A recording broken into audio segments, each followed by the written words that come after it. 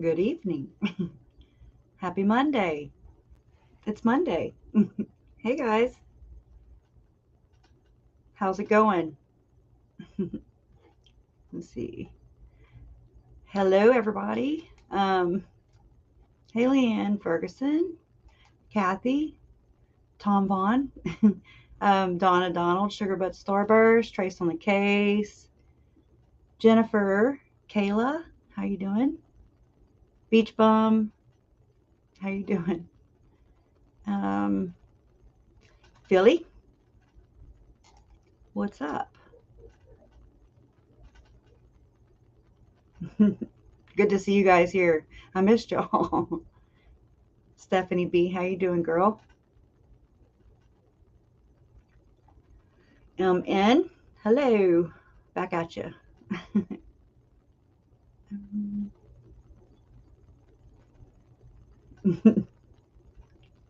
Well, at least this mouse is quiet.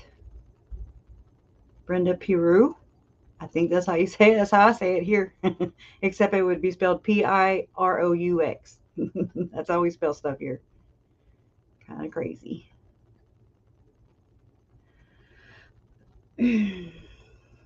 Well, welcome everybody. Hello, Kathy Barella and Dora Pinion. Good to see you guys. Lori Fritz, Kelly B, Haunted, Allison, Ron, Moonlight View. How do you do? That was stupid. I know. I can't help it. Pamela Nutter, how you doing?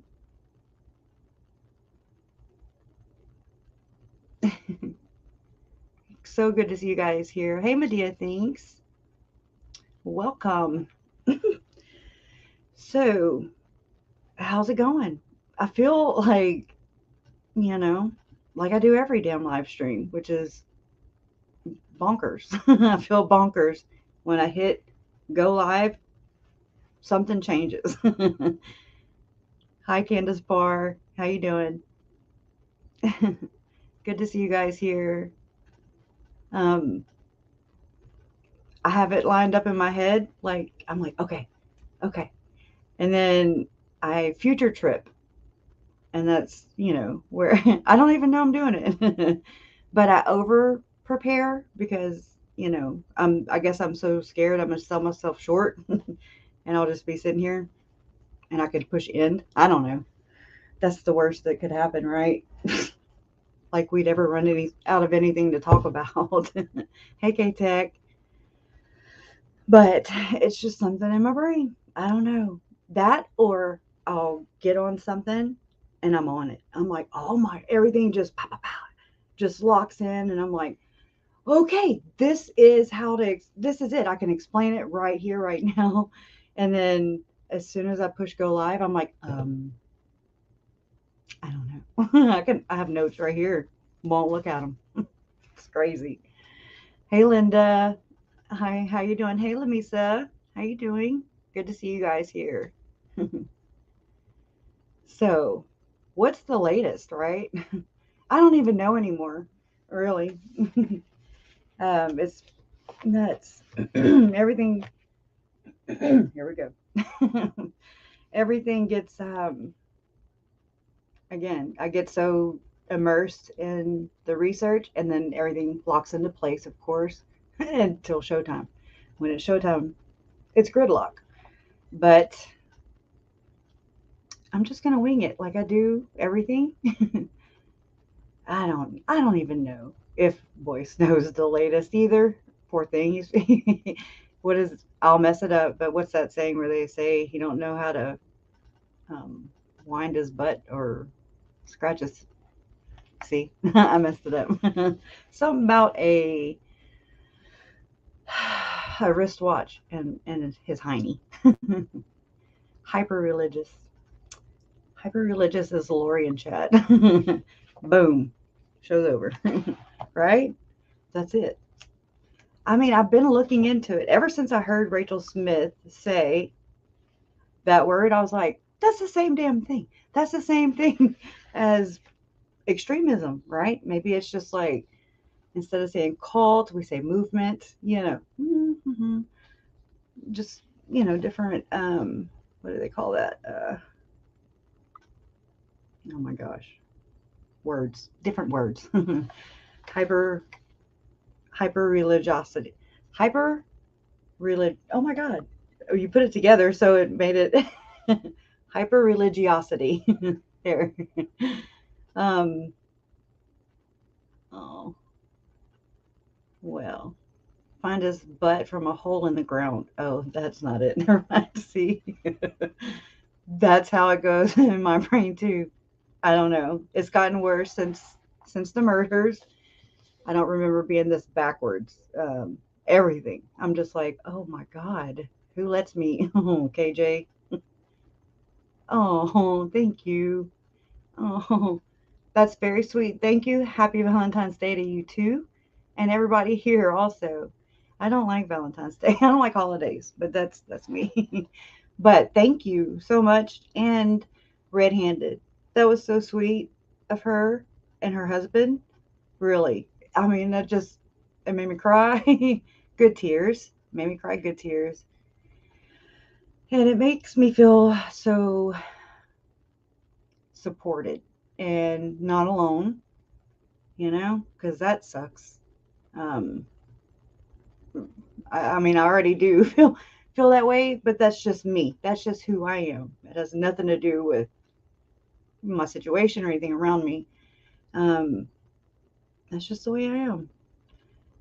Um, but yeah, I know. I know.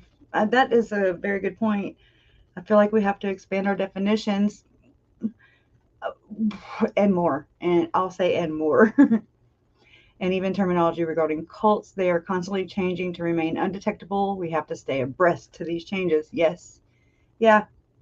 Um, it's getting worse and worse and worse with my research. Like, it's like I always, like how I saw things, and I say saw, but you know how you picture things, you know?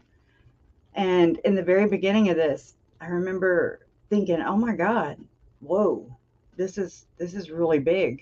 This is not this is not just Lori and Chad. No, this is way beyond that, way up there." And I remember thinking, oh, "Holy shit, um, what do you do?" Like I was asking myself these things, and I was like, "Who do you go to? Who can you trust them? Can you trust them?" And I mean, I went all the way up to the president in my mind, and I was just like, no, no, no. Oh shit, you're alone. Straight up, I mean, that's exactly. And at that time, I could tell you, but I couldn't get you there. Now I'm able to get you there, but I'm not wanting to go there now. I'm like, I don't want to go there. But we're gonna have to go there. I'm gonna have to go there. It's gonna have to go there because that's where it goes. Unfortunately. And I see it. It just confirms so many things that I had future tripped about a long time ago. I guess you could say. And it's very gross. It's just gross. It's disheartening, and it makes me angry. I get angry. I had my angry the other day. Um, the stall tactics and secrecy surrounding the case really highlights, yes, to me, how big this actually is. Yeah. And then I don't even know anything higher than that. So I can't imagine it. And so the next thing higher to that is source, whoever your God is and whatever, you know what I mean? It's pretty big. And there are so many people involved. That's the scary part because you don't know who you can trust, where you can go. And I mean, I wasn't, I'm not a firsthand victim. So I can't imagine if they are alive, first off, you know, a firsthand victim. Um, if they're alive and can live to talk about it, where do they go? How do they feel? If I feel the way I do, then I can't imagine It breaks my heart. I can't imagine what that must be like for people who have been victimized handed by the church, um, and or church, any high organization, religion, incorporation, Inc. You know what I'm saying? That's it's so bad. It's so bad. I know, Ron. We gotta go there. I've not wanted to go there for a long time. I was like, no, I don't live in a world like this. No, no, no, no. And then I was on the phone, or not on the phone. I was backstage with somebody who, you know, is a supporter, and I gotta get something to drink. And how did I say it? And it just rolled off my tongue, and I was like, to turn and look the other way, even if it has nothing to do with Tylee and JJ and Charles and Tammy and Joe. Even if I find out during the trials that this has nothing to do with how I'm seeing it, how I'm learning it to be, then I can't turn and look the other way now, because it's there. I can't unsee it. I can't unknow it. I can't look away. And I said, to look away and look the other direction is to silence another victim, and I can't do that. And she said, wait, what did you just say? And I was like, and I repeated it, which is by the grace of God. I don't remember anything, and she was like, let me write that down. And I mean, it made me stop and think. And I was like, wow, that is a pretty good statement. To turn and look the other way is to silence a victim, another victim. So even if it has nothing to do with this case, which I suspect strongly, strongly that it does, pretty bad, um, then there are other victims. It does exist, and that's no, I can't. I feel bad for them, because if I feel bad and it didn't directly touch me, then I can't imagine the hell that they must be in if they live to tell. So it's nuts, and it's crazy also because I didn't know exactly what the cult consisted of. In the very beginning, I didn't know, and I still, for a long time, I was just like, okay, a cult. You read up on cult education, and you just kind of study up and see what's what and who's who and how it all works. And then there's that Rick Ross, right? And I mean, he's great at what he does, yes. But then I always research further into that, into everybody, like not everybody, into sources and things like that. Like I like to get quite a few sources, and not just rely on one or the other. I just kind of get a collective, I guess you can say. And I didn't know I did that, but that's what I do. And where was I going with that?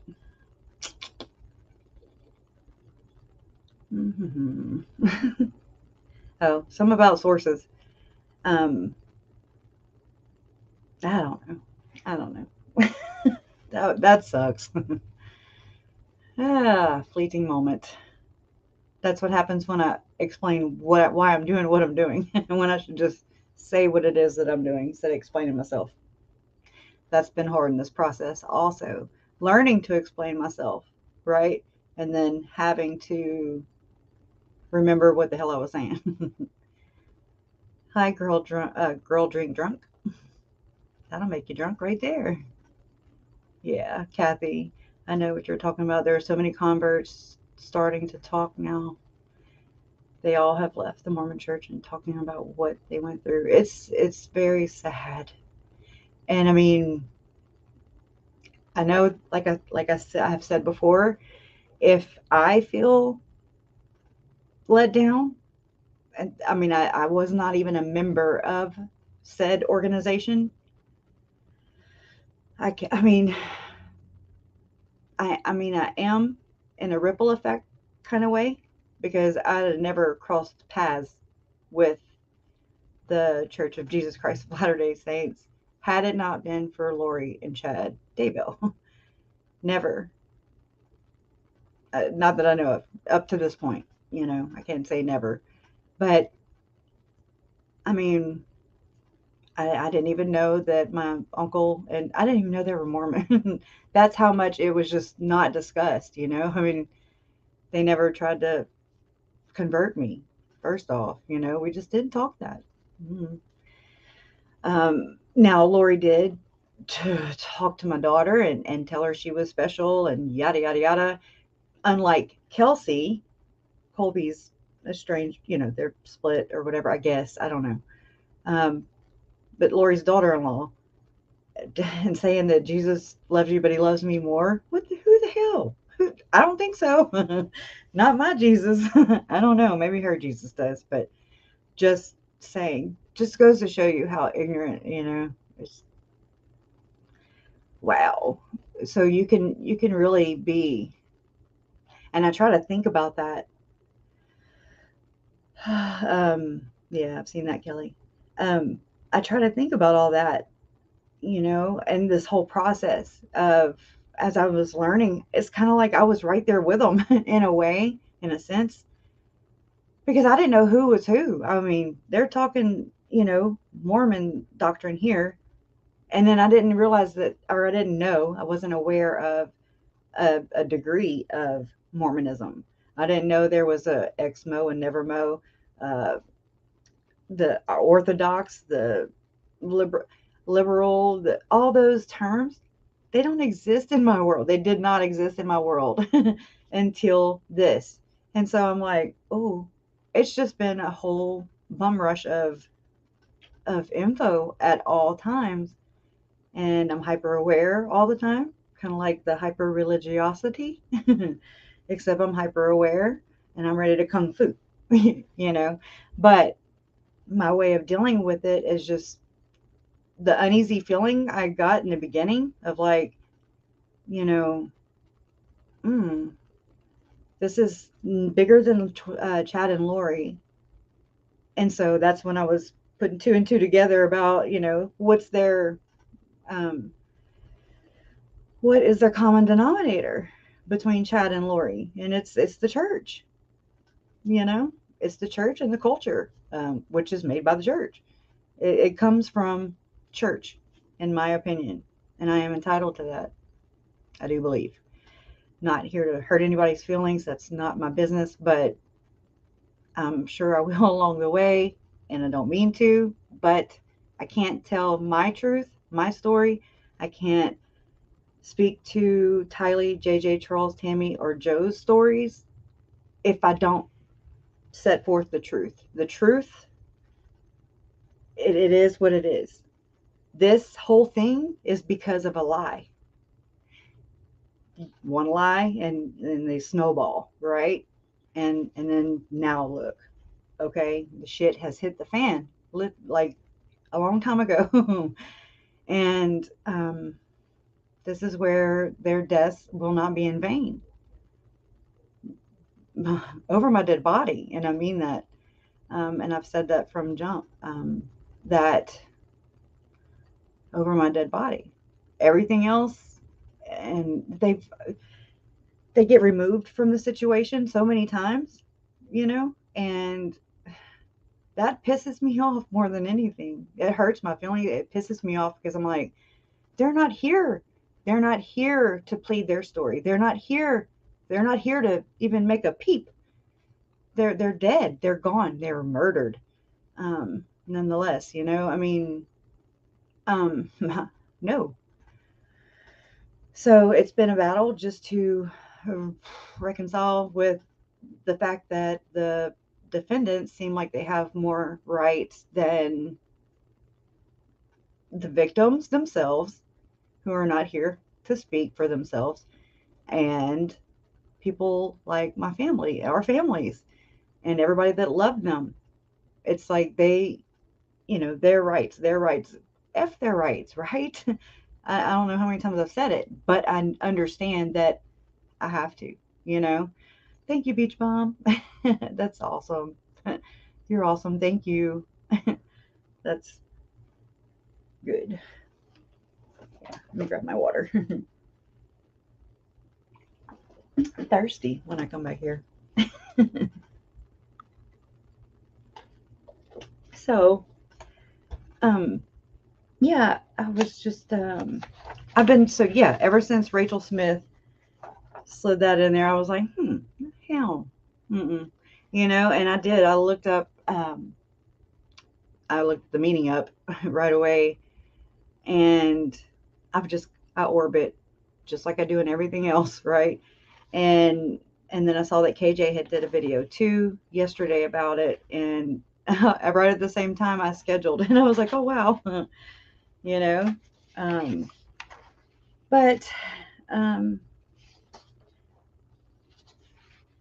and y'all, when I read this to y'all, the fullness of the gospel, I know it's gonna be, it's not gonna be like you're hearing religion.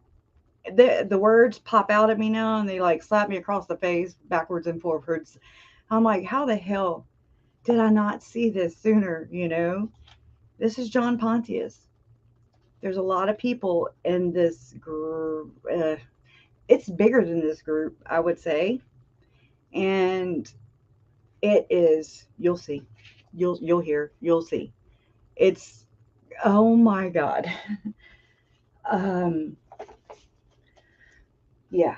So I don't know what y'all want to do first. Y'all want to do which I mean, I'm just going to read the hyper religiosity. It is one word, huh? I did it in 2 words. I had it all wrong. Never even looked. Hyperreligiosity is a psychiatric disturbance in which a person experiences intense religious beliefs or episodes that interfere with normal functioning. Hyperreligiosity generally includes abnormal beliefs and a focus on religious content or even atheistic content, which interferes with work and social functioning. Hyperreligiosity may occur in a variety of disorders, including epilepsy, psychotic disorders, and frontotemporal lobar degeneration. Um, Hyperreligiosity, that's a hard word to say, is a symptom of Geschwin syndrome, which is associated with temporal lobe epilepsy. Signs and symptoms. Why they have Lori's picture right here? I'm joking. Anyways, the signs and symptoms is characterized by an increased tendency to report supernatural or mystical experiences. Check. Spiritual delusions. Check. Kinda. Rigid, legalistic thoughts. Yep. Sovereign. A little sovereign there. And extravagant expression of piety. Hyperreligiosity may also include religious hallucinations. Don't go there. She didn't. It's code. That's just it. That's where I'm like, this messes with the adjudication of this whole case. The whole thing is not based off of Lori's. She didn't see Jesus like I didn't think she did. She didn't see Jesus. This is something that is code. Denver Snuffer has even said it. It's code. It doesn't mean that you actually see Jesus. And I'll show you. It can be hyper religiosity can also be expressed as intense atheistic beliefs. Pathophysiology and cause. Hyperreligiosity may be associated with epilepsy, in particular temporal lobe epilepsy involving complex partial seizures, mania, frontotemporal lobar degeneration, anti-NMDA receptor, oh my gosh, encephalitis, hallucinogen related psychosis, and psychotic disorder. In persons with epilepsy, episodic hyperreligiosity, say that one fast 3 times, may occur during seizures or postictally. I don't know. Never saw that word. I've never seen that word. Um, but is usually a chronic personality feature that occurs intricate. Oh my gosh, it happens. Why can I not say that? Intricate. Oh my gosh. Okay, let me stop. Hyperreligiosity was associated in one small study with decreased right hippocampal volume. Increased activity in the left temporal regions has been associated with hyperreligiosity in psychotic disorders. Pharmacological evidence points toward dysfunction in the ventral. Okay, if you're a nurse, you already know what this is. Or if you're in that field, or if you are a doctor, which I am not. Let me go ahead and make that statement. I'm not. I'm not a professional here by experience. um, See, I was looking up. I've learned to get more specific in my Google searches. When I Google that on up, I cannot speak those. That's talking tongue, all that stuff right there to me. Um, Anyways, but so I've learned to be more specific in my searches. So earlier I looked up how do you explain hyper religiosity to someone in with the psychological uh, whatever. And so yeah, I can read that real quick too. Yee. I always push the wrong buttons and everything opens except what I need. Okay, it is right here. What is? Let me take a sip.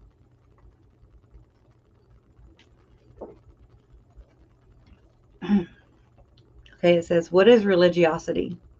Sociologists use the term religiosity to refer to the significance of religion within a society. There are numerous indicators which sociologists use to measure the degree of religiosity within society, such as the strength of religious beliefs. They are strong. They are strong. Hey, Jean. Oh, you're love too. Thank you. That's sweet.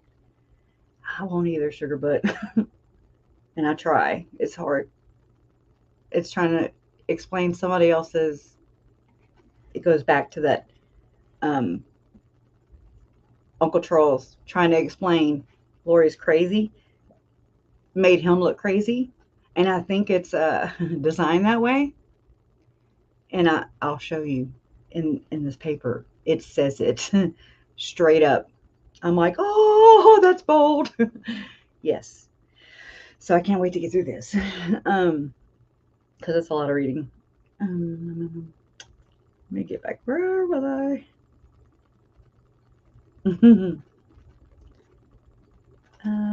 Okay, so such as the strength of religious beliefs, they are strong, right? I shouldn't look away. The number of people who actively engage in religious practices, again, strong. In their, it's the Mormidor, right? I mean, they have Bible Belt, so nobody get offended. I didn't coin it, but it's the Mormidor, and it's highly populated with this like-minded people. Okay, it is what it is. So sociologists use to measure the degree of religiosity within the society. That's one. Such as the strength of religious beliefs, the number of people who actively engage in religious practices, and here we go. Here's the kicker, and it'll kick you down. And the amount of power religious institutions have within a society. Just let that marinate.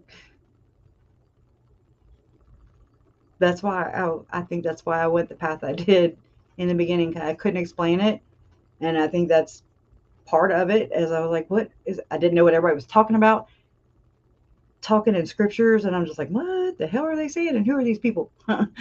And so, in order to know, I've had to learn. You know, It's just like going undercover or something. I don't know. Anyways, nuts. Okay, and it says indicators of religiosity. Clements 2015 notes that scholars of religion often analyze how faith influences individuals' experiences, attitudes, and values by looking at the three B's. Belonging, which is their identification and membership, behaving, which is attendance, and believing in God. Well, that's out for debate.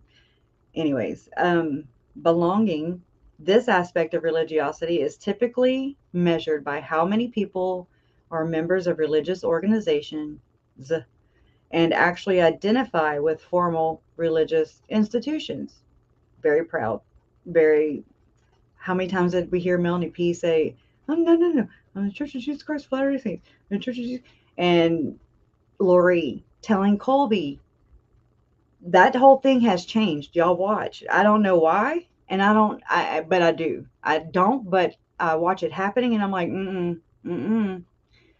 And this is where I've learned a very valuable lesson, and that is that it ties back to the Book of Mormon, not the Bible.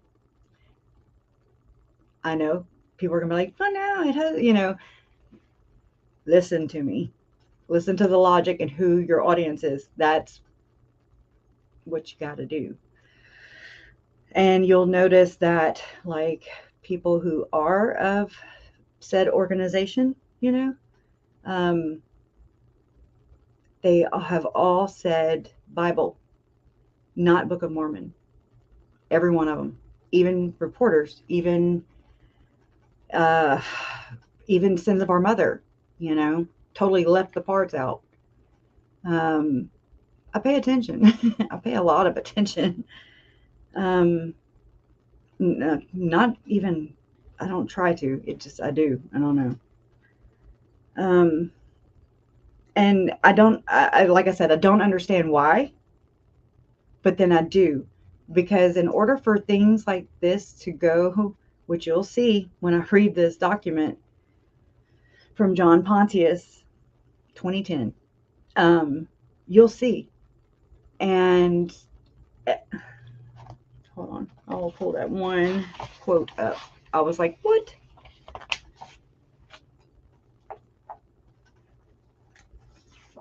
Overachiever. Way overachiever. Bring back. Okay. Well, crap. Let me not jump around. Shit. I really want to read it. But let me finish this. Okay. Okay, so belonging, behaving, and believing. So they said belonging, the aspect of religiosity is typically measured by how many people are members of religious organizations and actually identify with formal religious institutions. We know, check, right? Check that one.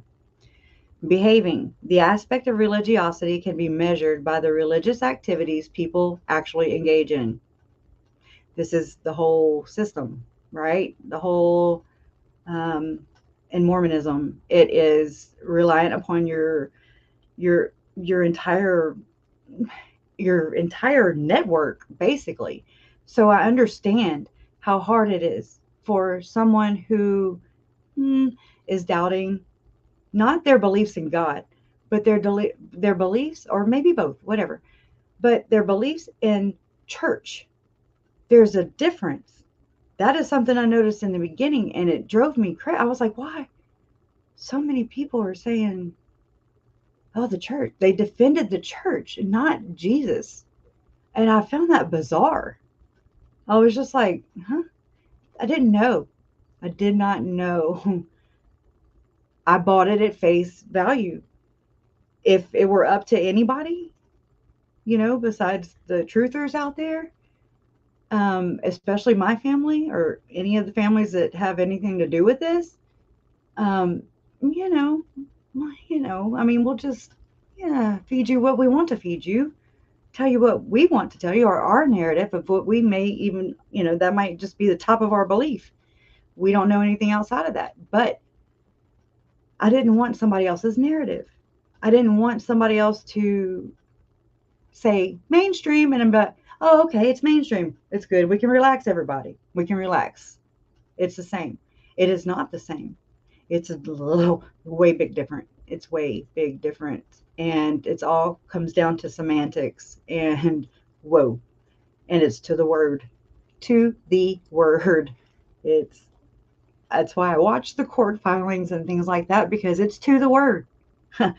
I saw that whenever Rob Wood and the prosecutors, how the defense attorneys kept saying they're not turning stuff over. They're not turning stuff over. So that made me think, they, being prosecutors,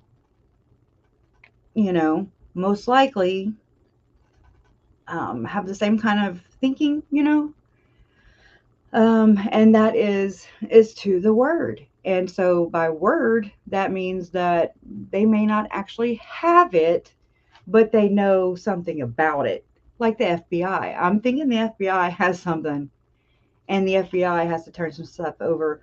Or the 1,100 pages that John Pryor was referring to. Do y'all remember whenever he said, I want to say 2 hearings, I don't know, it was a little ways back. And I want to say the first time Chad and Lori sat together for the first time they saw each other. And John Pryor said, I'm something about prior bad acts of Lori and Alex. And I was like, because Sins of Our Mother, right? Sins of Our Mother came out, and that's when the media coverage, all this stuff. And I was like, so how is he going to use, and they didn't charge Chad in that. Good old boy. I'm sorry. Just good old boy club.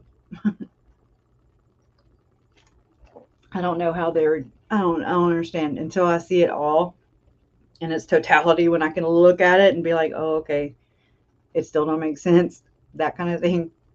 I'm being sarcastic right there. But it just, I don't see how, unless the FBI has something. I don't know how that works. Not a professional. I'm here just like you guys, just trying to figure it out. But this makes sense to me, and it locked right in as soon as it happened. John Pryor said that he was, because Sins of Our Mother had came out, and the prior bad acts of Lori and Alex, something about, him getting that information and maybe going to use it in Chad's defense. So when John Pryor said 1,100 pages, I was like, I always call it the 1108 report. I never called it FOIA docs, which, I mean, there are a couple sets of FOIA docs. And FOIA, I just called them 1108 because there were 1,108 pages. It was just easier because there are multiple sets of FOIA docs. And Crochet and Bammy, keep your hands on the wheel and your eyes on the road. And your ear tuned in. Thank you. Oh crap, I should have done that. The 1,108 pages. So when John said that, and then just recently, whenever he said, I've just got Discovery in, oh my God, I'm going to have to stay up for 7 days and 7 nights. And, anyways, to be able to, even see this, and has to get his expert to see it all and go through it all. And I was like, I wonder if that's the 1,108 pages from the FOIA docs from Chandler, Uncle Charles. I don't know. So my mind goes in 2 different, ways. I'm like, well, he's either talking about that, or he's talking about something the FBI may have. I don't know the laws on that. I have no idea. Protocol. I have Mm. I see them as kind of like, well, they can kind of do whatever they want. And then in 30 years, it'll be declassified or something. That's something I can't wait to do, is go and look. I kind of stumbled upon it and I was like, oh, there's all kinds of stuff to look on this FBI site that are declassified now. Anyways, all right, back to the hyper religiosity. Okay. So Lori and Lori and Chad and friends, those known and unknown. Um, the behaving part. This aspect of religiosity can be measured by the religious activities people actually engage in, such as how often they attend places of religious worship, whether they get married via a religious institution, and how often they pray in private or in their portal. It does not say portal, but believing is the most subjective aspect of religiosity and can include whether people believe in God, the afterlife, spirits, etc. Problems with measuring religiosity. Someone's faith is largely subjective. Yes. Which makes it very difficult to measure quantitatively.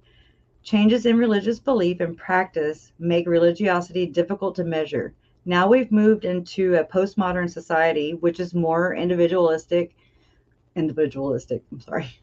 People are more likely to practice religion privately and individually, and less likely to engage with traditional religious institutions. Right here. Oh, I know, two ladies and a ghost.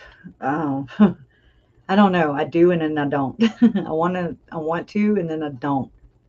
I want to have the decision, that's for sure, to be at the trial and watch it or not. Because if it gets uncomfortable or something I don't want to see, I want to be able to walk out.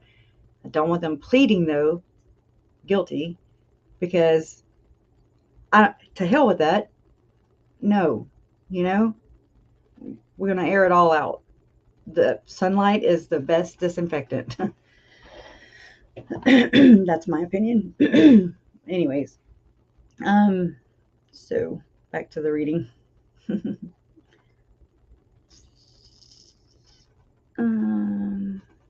Okay, individually. Okay, so people are more likely to practice religion privately and individually, and less likely to engage with traditional religious institutions such as the Christian church. But does this shift mean society is necessarily less religious? Sociologists disagree. It's about this much longer. Over how we should define religion, which will which will influence how religious they perceive a society to be. For example, someone who uses a substantive definition of religion, they don't. Definition of religion and says that a religion must involve a belief in God would probably believe that religiosity is in decline. However, someone who uses a functional definition could argue that religiosity is just as strong as ever. It has just changed, with civil religion having taken over from traditional religions, for example, and that was it. That was the whole article. I don't know why I did that, and yeah, got copied and pasted it. Oh, you're from Louisiana. Oh my God, Julie, thank you. That's so sweet. Oh, thank you. It's because of you guys. Seriously, you know, I really do appreciate y'all. Y'all have no idea. I owe y'all money for the therapy, for real. Because this is therapy for me, and it's learning, and it's justice through understanding, right, KJ? Um, I've definitely learned a lot, that's for sure. And we're not done. So, welcome, Suzanne. You're new here? Well, welcome, welcome, welcome. Casual, just casual. It's what we do here, casual. So you're welcome. kick off your shoes and, sit comfortable, chill. Glad to have you. So, okay. So that one brings me to John Pontius, Visions of Glory. Okay, let me pull that up real quick. I want to be able to give some kind of context to that. Oop.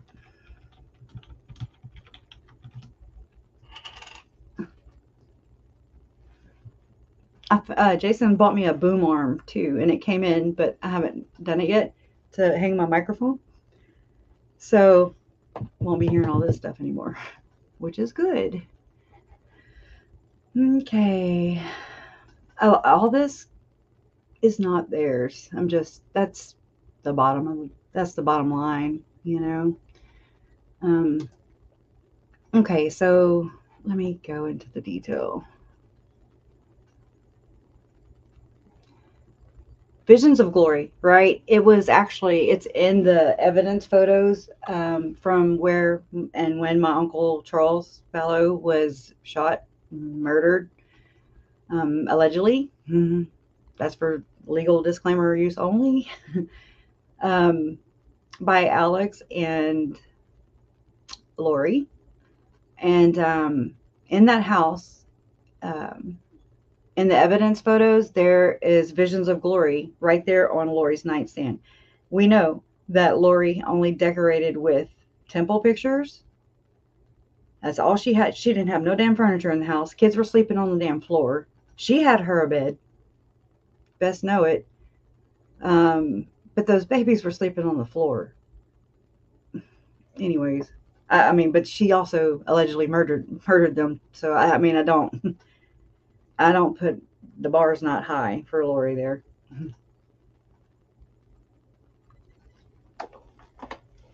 I'm thirsty, which is good, I guess. So this is just Amazon, Amazon. I don't know. And it says Visions of Glory. It's one man's astonishing account of the last days. And it was written or published November 13th, 2012. This had a big influence in Lori's life. It's one of the many.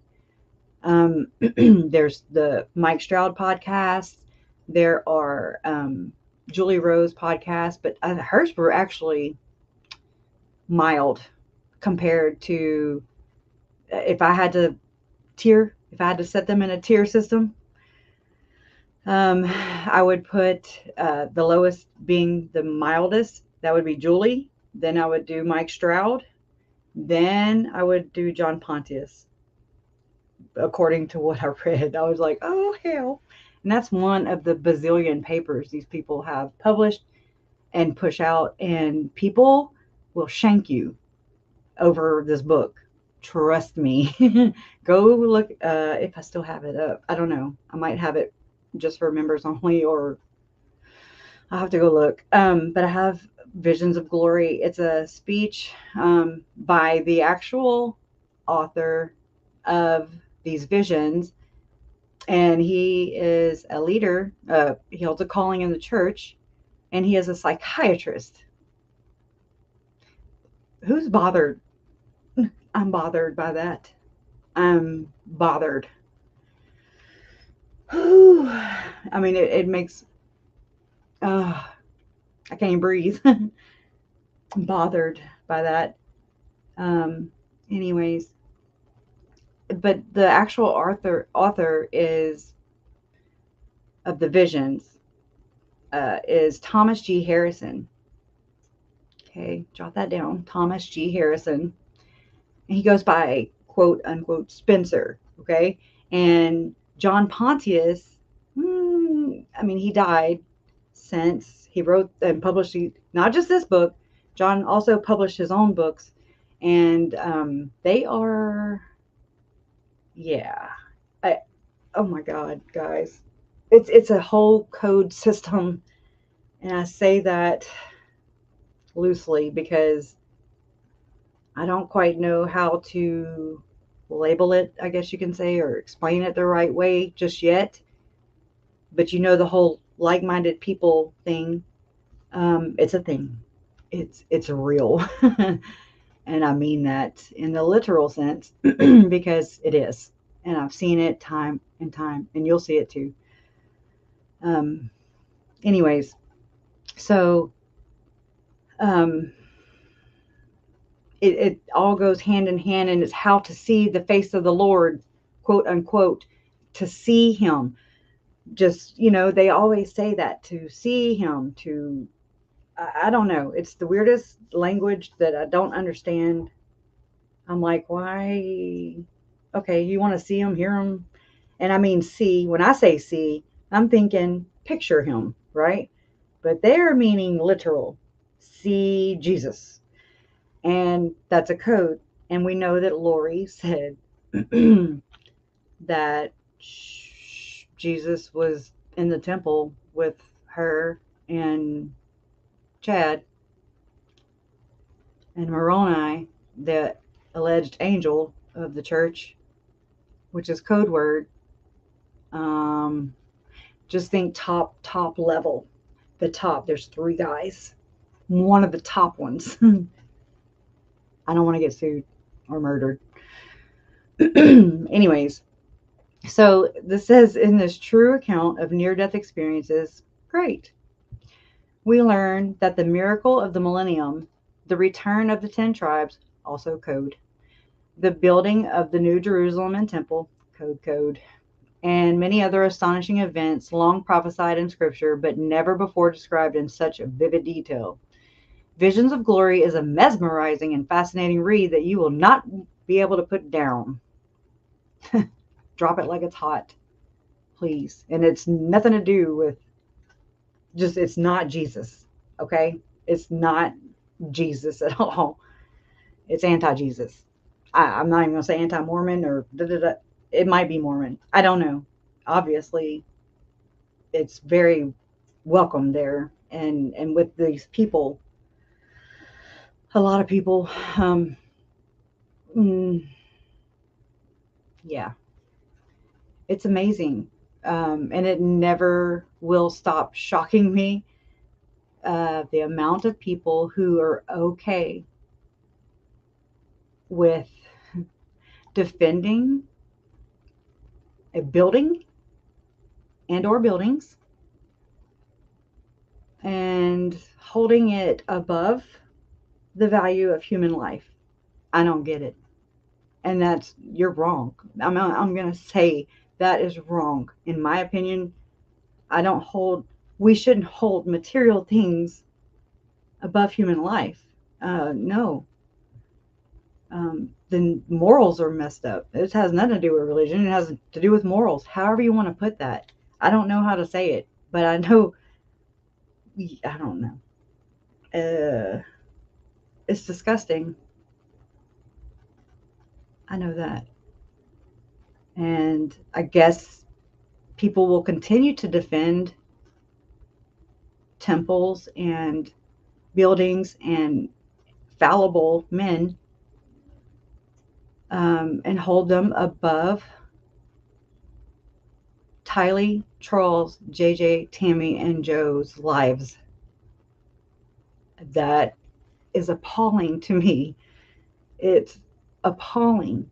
It's scary because I don't want that many people out. That frightens me, because that's where it becomes a we problem. It's our problem because, thank you, fish face. Thank you. It's our problem because it's Chad and Lori are locked up, allegedly. For how long? I don't know. It's out of our hands. But what about the rest of them? Which is something I've said that over and over and over again, like a broken record. The broken record that I am. I harp on that, and it's because it freaks me out. Thank you.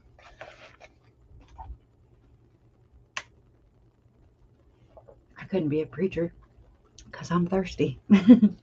So, anyways, so John Pontius published the book in 2013? 2012. Okay. And so, this is not the whole problem. It's part of the problem, in my opinion. And because it was it not was. That's another thing that bothers me. A lot of people talk about this like it's past tense, but it's present tense because it's still occurring. When you excommunicate somebody, although too late, I have to say that for semantic reasons, but or just to be literal, when you excommunicate somebody, it doesn't shut that person up. No, it doesn't right a wrong. It doesn't stop the lies, even more lies. It doesn't stop that problem. It just you I guess are creating boundaries. I don't know what that's called. You're either in or you're out kind of thing. Black and white thinking, and therefore it just becomes, everybody's damn problem, because look at Julie Rowe, point in case. Look at Till Swan. I mean, it doesn't stop them, and it doesn't stop people from your congregation, your people, members of your church, from following them and then telling you that they're not, and lying to your face, because this is how they're taught. I don't know how to explain it without pissing people off. Because I'm not doing it like a haha. I'm not saying it. And because it's not that way for everybody. It's not everybody's experience. It's different for every single person, just like life is different for me. You'll never see my life through my eyes. I will never see yours through your, vice versa. I'll mess it up. So, I mean, that's how the Mormonism thing is. Just like, I guess, I don't really know. Haven't had to study it. I was introduced to the Book of Mormon via murder. So this is my introduction to the Book of Mormon. And I went in, and I still go in with I try to just be as transparent as I can. Went in there with no expectations.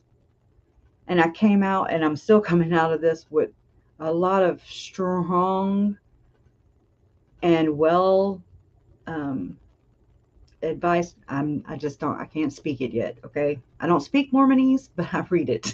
I can pick it up, but I don't know quite how to present it in not an ignorant way. So I can't, I'm having to grow. And so growing pains, I guess we'll call it. But it is what it is. It's okay. We all understand that you're not talking about everyone, right? But I feel like you have to put all these disclaimers, and that trips me up right there. If I could just go at this point, what? Oh, I know, right? Well, everybody needs to speak their truth, and Tylee and JJ, Charles, Tammy, and Joe, they're not here to speak theirs. I'm an advocate, one of them, and that's how their story is going to be told, is by presenting the truth, taking the facts from all this stuff that I have done, and that we have done. We have all done this over the past almost 4 years now. By the time I'm done, I'll better open my own cult institute. Not, but anyways, thank you, KJ. I did carry only because of what's it, their blood was spilled for it. And so that's where I'll guilt trip myself. And I'm like, well, it's the least I can do. They died horrific deaths, and Lori was cruel to them, every single one of them, before she took them out. They took them out before they took them out. And I just, so I'm just like, it's just me. That's me and my little, I just thank y'all for being here. to help me formulate all these thoughts and all this knowledge that I have picked up, and I sort it, in my mind. I sort it out right away. I can tell what doesn't feel right. I'm just like, that don't sound right. And I don't know if I don't have a strong foundation and a strong religious foundation, but I don't know. It just kind of rubs me the wrong way. I'm like, But anyways, it's a lot to get through, and in a little bit of time, I'd say. And yeah, my neck hurts, my back hurts from looking down all the time from reading. But that's what it takes. And then we can take all this research and apply it wherever it needs to go.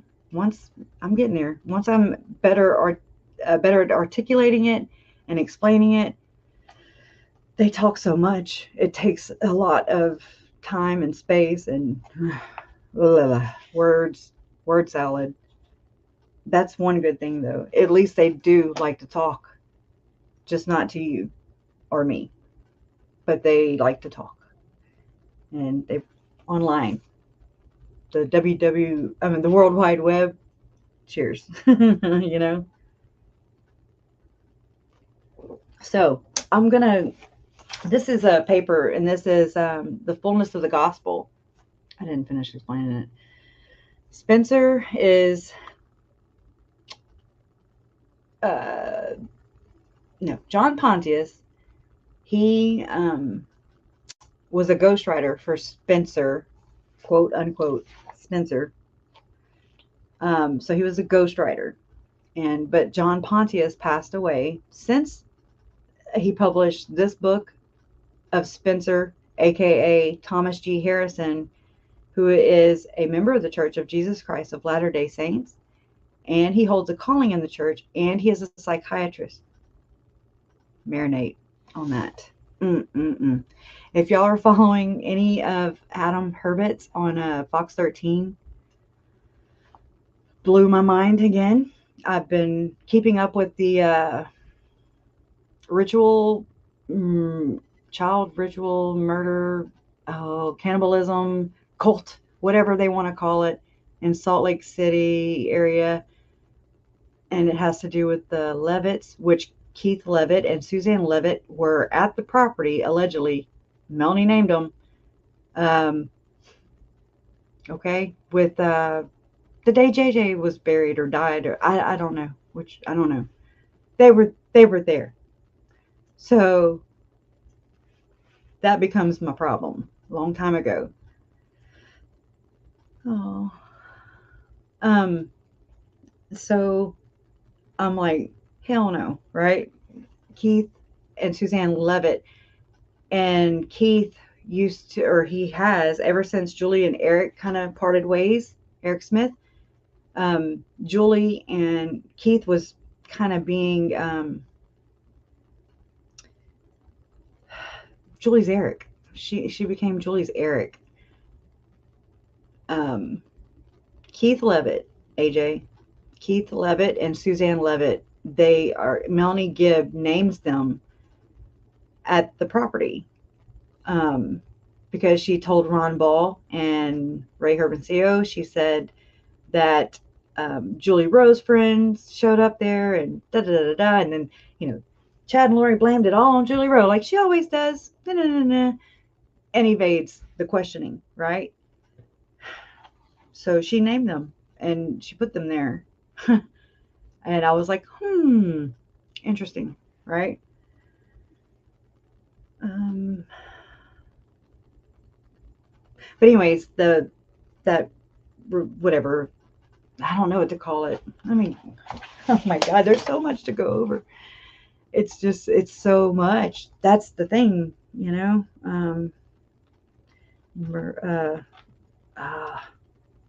murder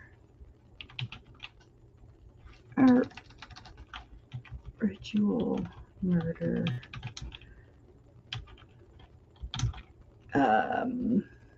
Salt Lake City. Let's see. Okay. Well, let me share my screen real quick. Present.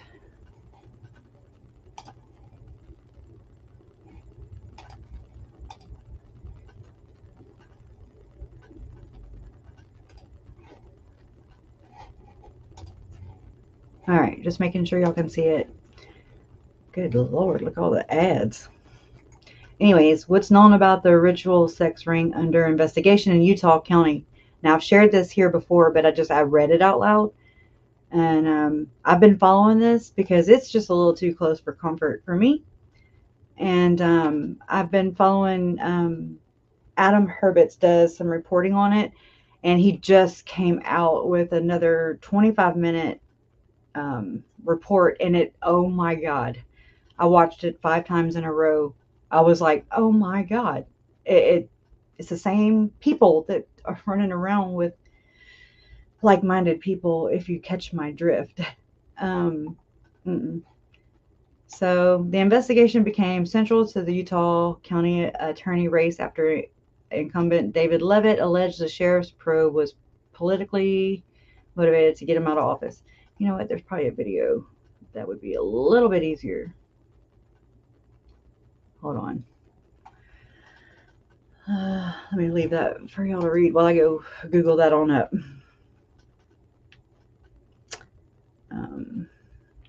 Let me go to Fox 13 News. Oop, that's not how you spell it.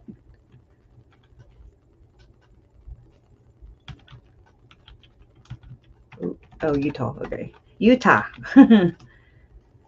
And let me go to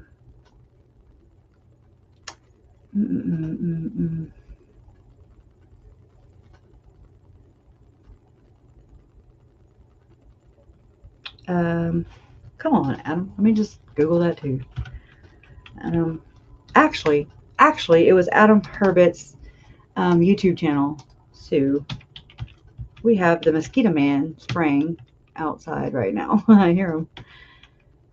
It's February and they're spraying for mosquitoes. That's all. I live in the damn bayou in the south. Okay, Adam Herbert's Fox. Nah, just this one. All right, hold please. Okay, let me get it going. All right, and we'll just play just a little bit of it, and it's just basically a follow-up. Oh crap, I shared the wrong one. I did. Hold on.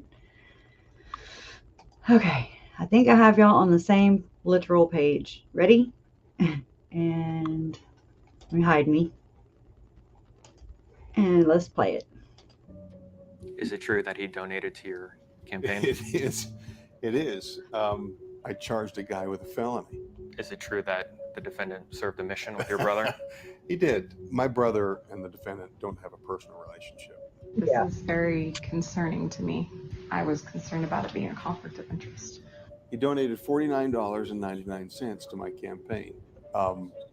If you can see some preferential treatment there, I'd like you to point it out. He's accused of dismissing criminal charges against his friend and campaign donor. Now, tonight, multiple attorneys say the way he handled the case should be concerning.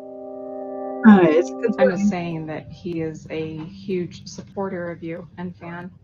This is very concerning to me. More than a month before Utah County Attorney David Levitt had to face questions from the media. Is it true that the defendant served a mission with your brother? He did.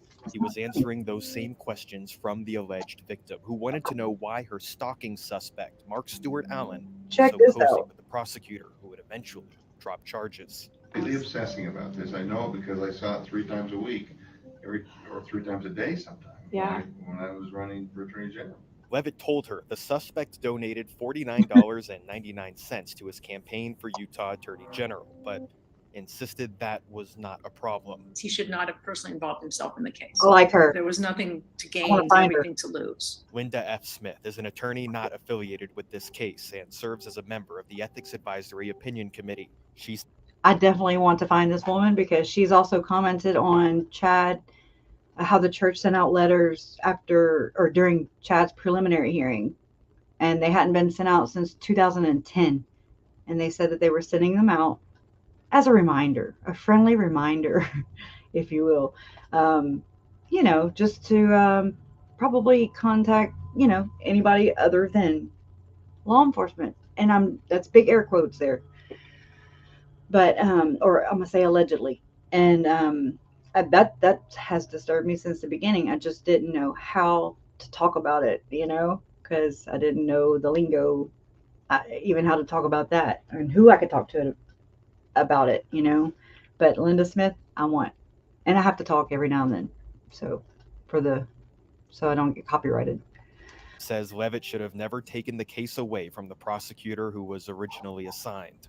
The defendant prepared a fairly large binder of information, gave it to my brother, his former missionary companion. Bam. My brother forwarded it on to me. The defendant's strategy clearly was to get Levitt directly involved. That's the most suspicious thing. The degree to which people were coming up to him and said, "Hey, David, dismiss this case, handle it this way." Levitt says the suspect reaching out did play a role in him taking on the case personally.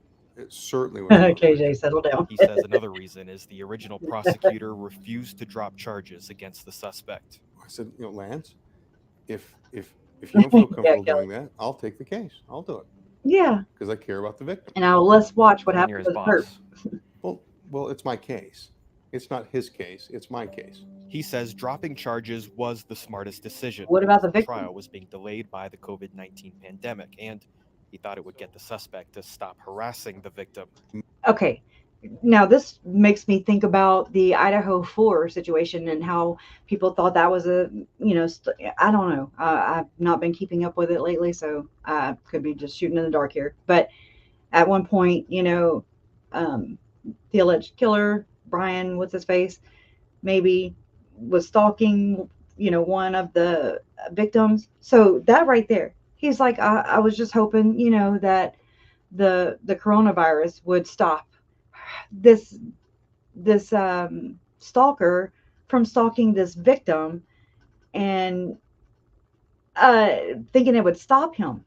Oh my God, is that what we're deluded to? Wow.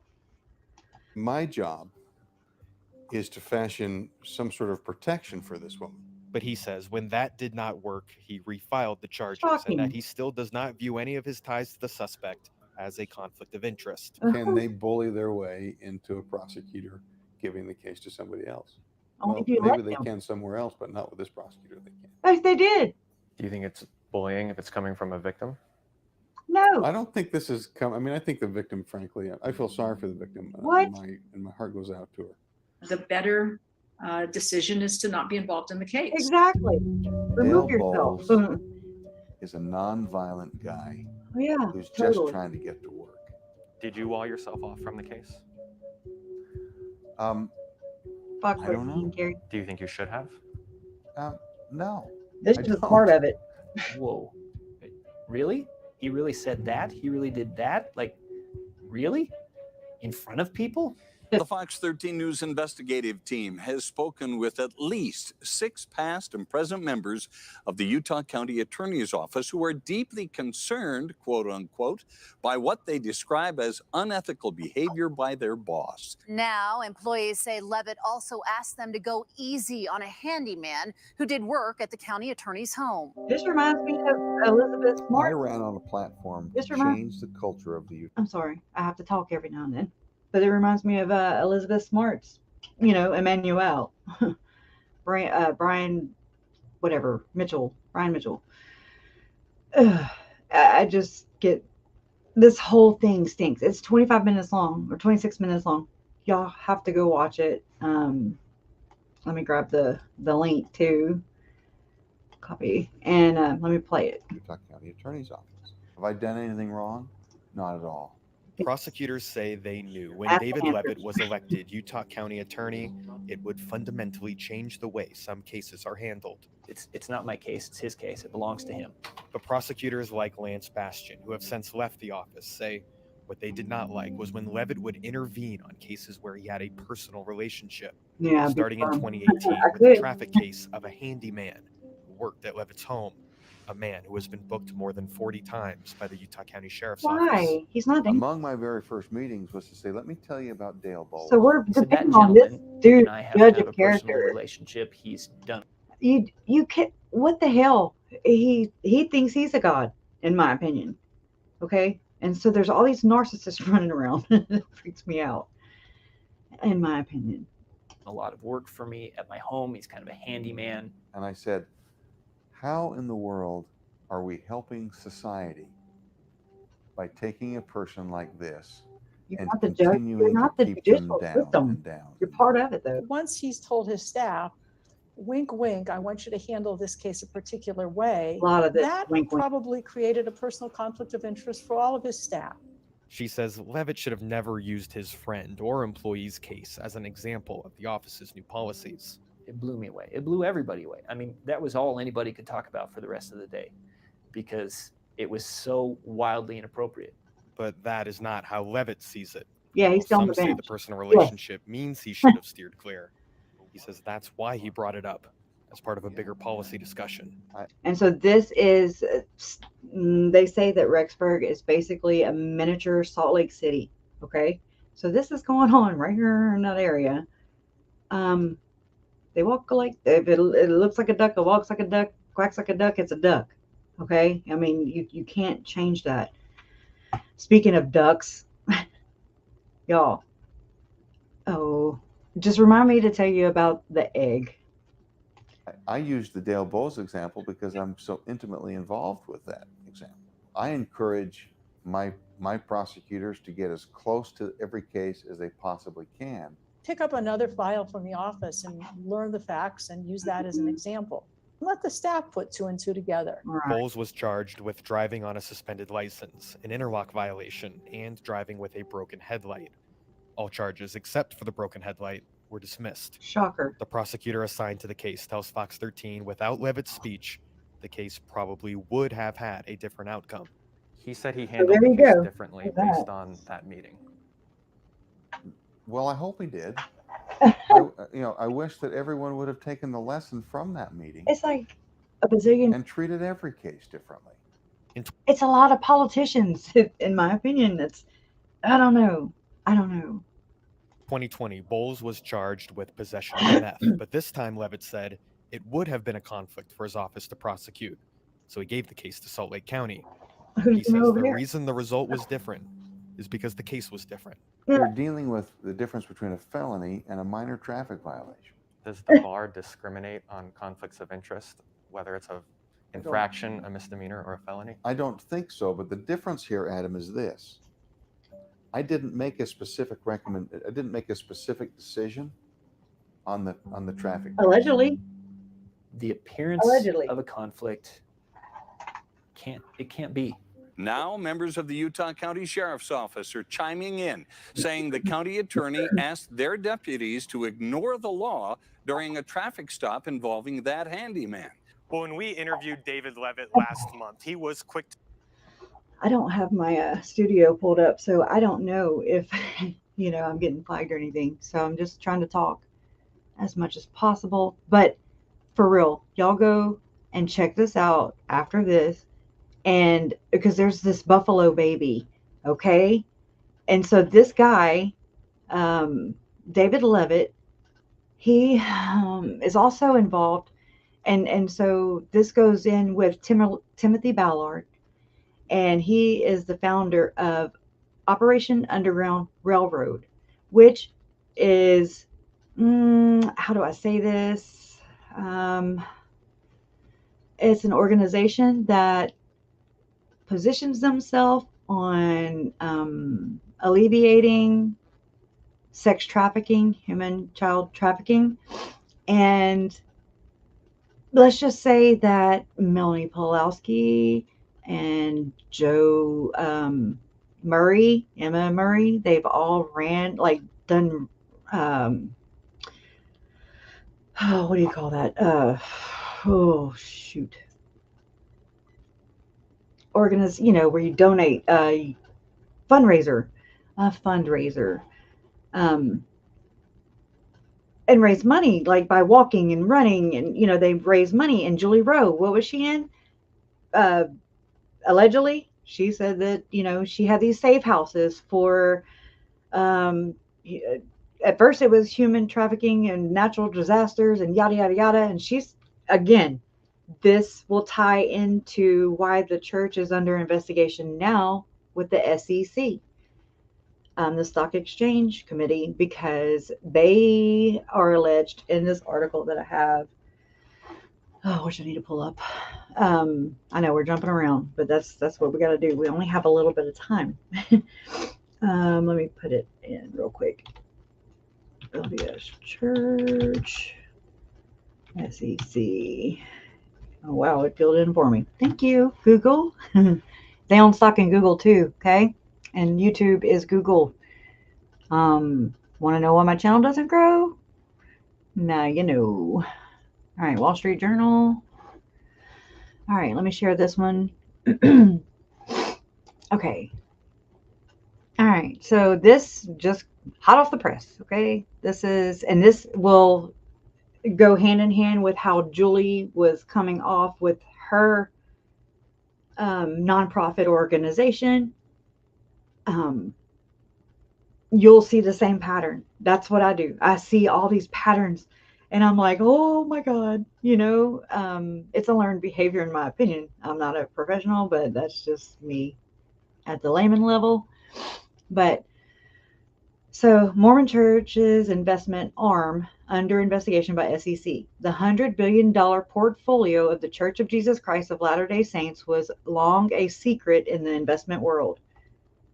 Oh, it's going to catch up. Oh, wait. No, hell no. Not paying. Dun, dun, dun, dun. Anyways. This was February 10th. Oop.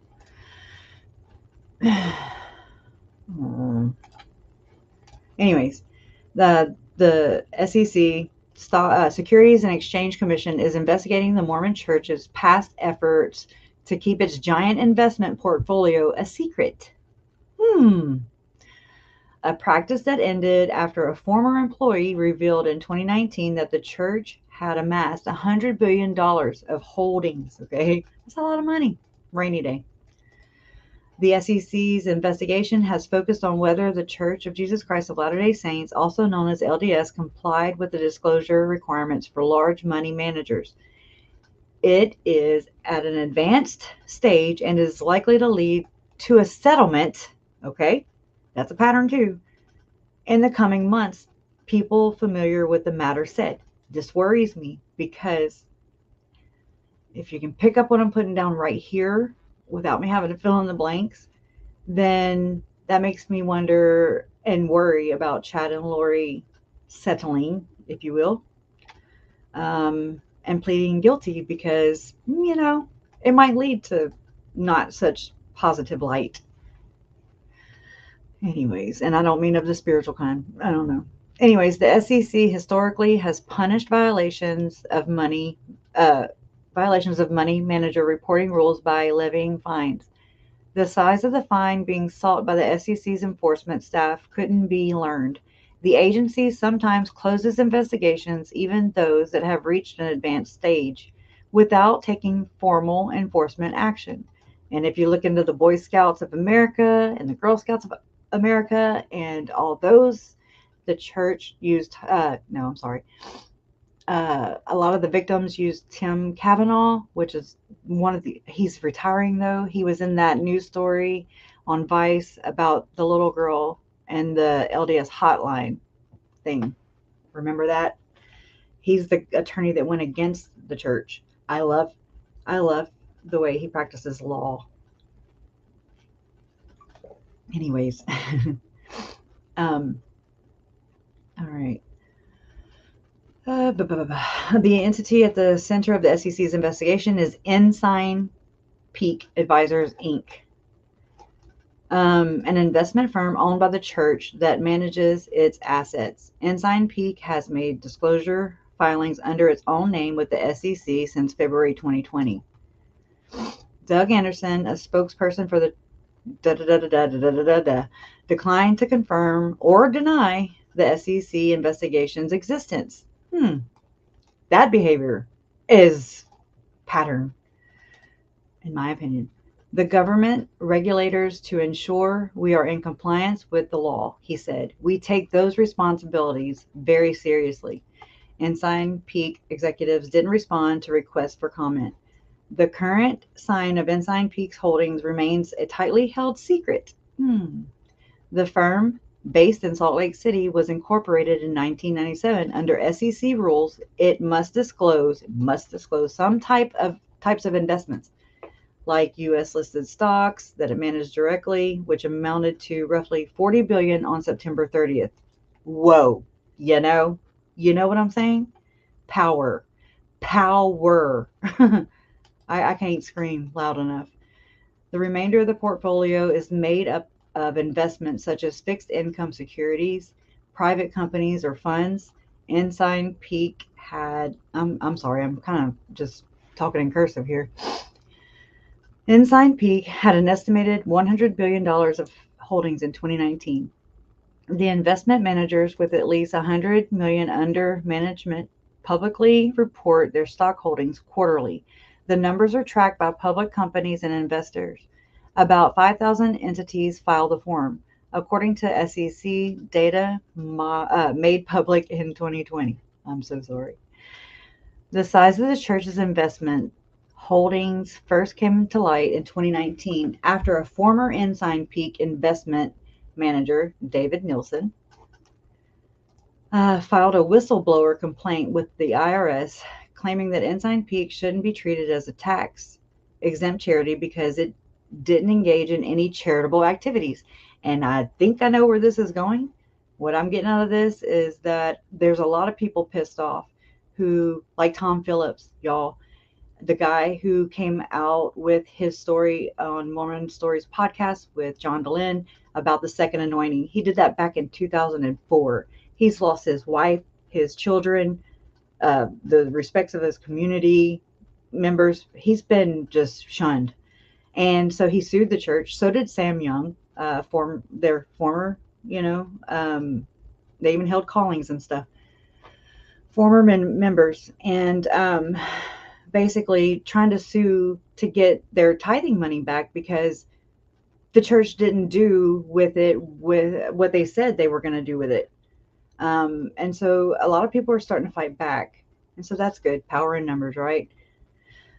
The complaint showed for the first time how big Ensign Peak had grown. At the time, it was more than twice the size of Harvard Endowment and on par with some of the biggest sovereign wealth funds in the world. Holy shit. Oh, Linda, listen, We've tried to be somewhat anonymous. They're as subtle as a damn elephant, in my opinion. Roger Clark, then head of the Ensign Peak, oh my gosh, said in an interview at the time, the firm operated out of a fourth floor office above a Salt Lake City food court. How much I want to bet that's above McConkey law firm. They probably share the water cooler. Ensign Peak, oh my God, I keep saying pink. Ensign Peak and church officials said they hadn't violated any tax laws and that the fund was a rainy day account to be used in difficult economic times. Mr. Clark said he believed the church leaders were concerned that public knowledge of the scale of the firm's assets might discourage church members from making donations known as tithing. Oh my God. Jeez. At the time, some of the church members asked why details about the fund had been tightly held for so long, what the money was for, and whether tithing so much to the church should still be the standard practice. Members of the church just must give 10% of their income each year. Uncle Charles gave $12,000 in the year of 2016. Okay. I have the receipt. Original. And to remain in good standing. So if they don't pay their tithing, then they're ostracized, right? Their salvation, in my opinion, is at stake. That is a problem. I'm Anyways, more recently, attorneys for Mr. Nielsen on January 31st gave a 90-page memo to the Senate Finance Committee, SFC, in which they alleged that Inside Peak had made false statements to the IRS in publicly available filings about the size of its assets and whether the firm held foreign bank accounts. Oh my God. Are they in Colombia? Asking for a friend. Oh my God. Mr. Nielsen's attorneys asked the committee to investigate. Thank you, Mr. Nielsen. Mr. Anderson, the church's spokesperson, said the church, along with our investment manager, Inside Peak Advisors, have only recently been made aware of allegations brought forward by a former Inside Peak employee. Okay, before I read any further, because I haven't read this thing in its entirety, I don't really have to read them. I can tell by the titles, you know. Basically, we're about to see probably some character assassination. You know, on your bet? Want to bet? Okay. By a former Inside Peak employee. We are always willing to work with the government regulators to resolve concerns and are committed to full compliance. A spokesman for the Senate Finance Committee confirmed it received the memo, but he declined to comment further. The bar for enforcing the report requirement, known as the 13F, is low. Regulators don't have to prove a company intended to violate the rule. Oh gosh. Simply failing to file the forms or omitting,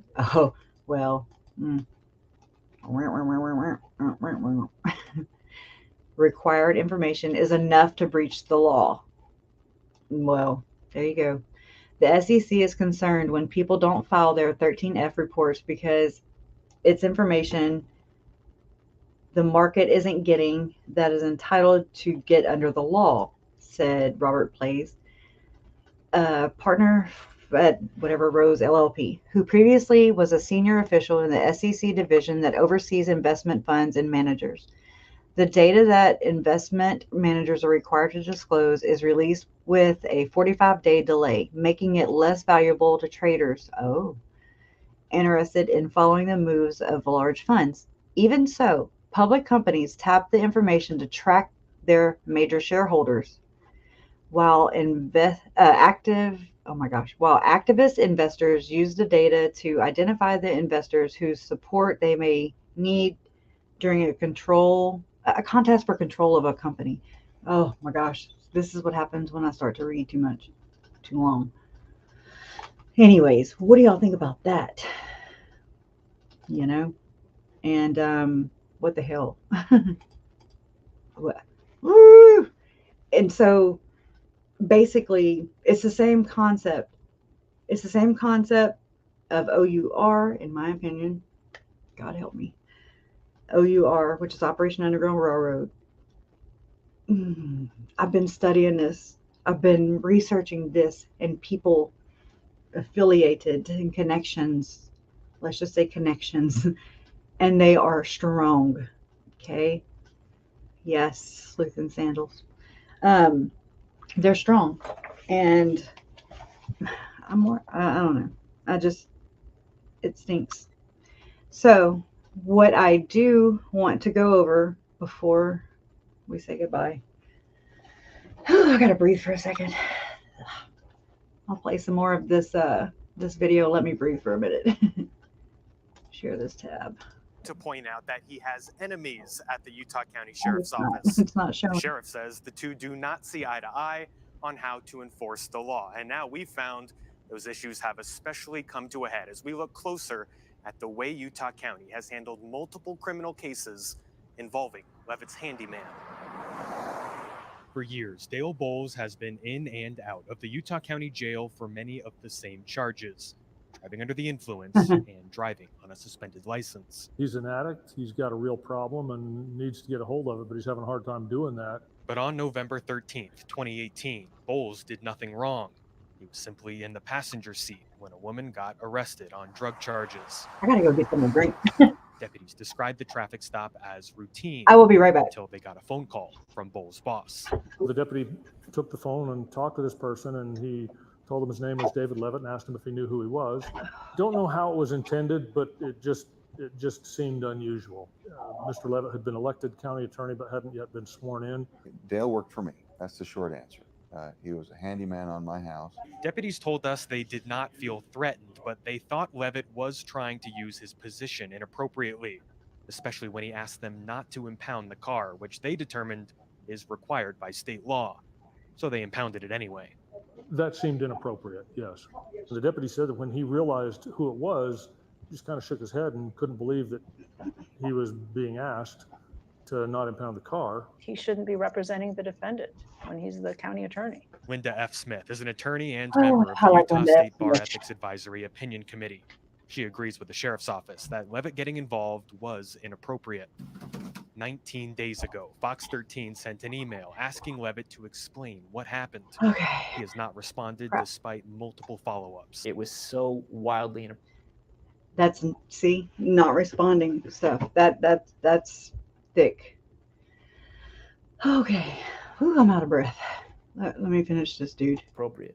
Let's fast forward now to January 20. No, let's not. Okay. All right. So let me go ahead and, oh, wow. Oh my gosh. That's not good. Anytime. It's like I don't want to know. I'm like this. You know? Eyes wide shut. Catch my grift? Catch it? Oh, God. It's bad. And it's scary. It's just like, oh, okay, so you're telling me, without telling me, that my family's justice is riding on, it's in the hands of these people. If you look at how Lori and Chad treated people that they loved, quote unquote, you got to look to where it's learned from, if you catch my drift. That scares me. And not, they don't, how do I say that? They put their pants on the same way I do, okay? They sin the same way I do. They make bad moral judgments just like I do. They even poo-poo. Ta-da! Okay, so now that we all have to wipe our butts, right? It is what it is. Man. Fellow man. That's all. So the thing that bothers me is the power with the money and influence. It's real and it exists. And if a hamburger commercial can make you go buy a hamburger, or a candy bar placement right at eye level for a child can get you to, walk out with 10 candy bars, then for sure a church organization with a lot of money and rainy day funds can influence people. Anyways, so yeah, politics, religion, and her all in one. Just I don't even know where to start on this. So what I'll do is I will, because I have it in a PDF form, because it's 12 pages. No, it's 8 pages, but still, it's a lot of, it's single space typed. And what I'll do is we'll make the link available, I guess, on the community wall and maybe in Discord. Maybe Kathy can put it in Discord. I need to start utilizing my Facebook page or make a group. I don't know yet. I'll shut up, Kathy. She's probably like, shut up. Anyways, yeah. So what I'll do is I'll post the PDF, okay, and in Patreon also. I've thought about doing that before, but I don't want to just throw things out there and just leave it like that. You know, you'll be like, what the hell what is she doing? Because it's crazy.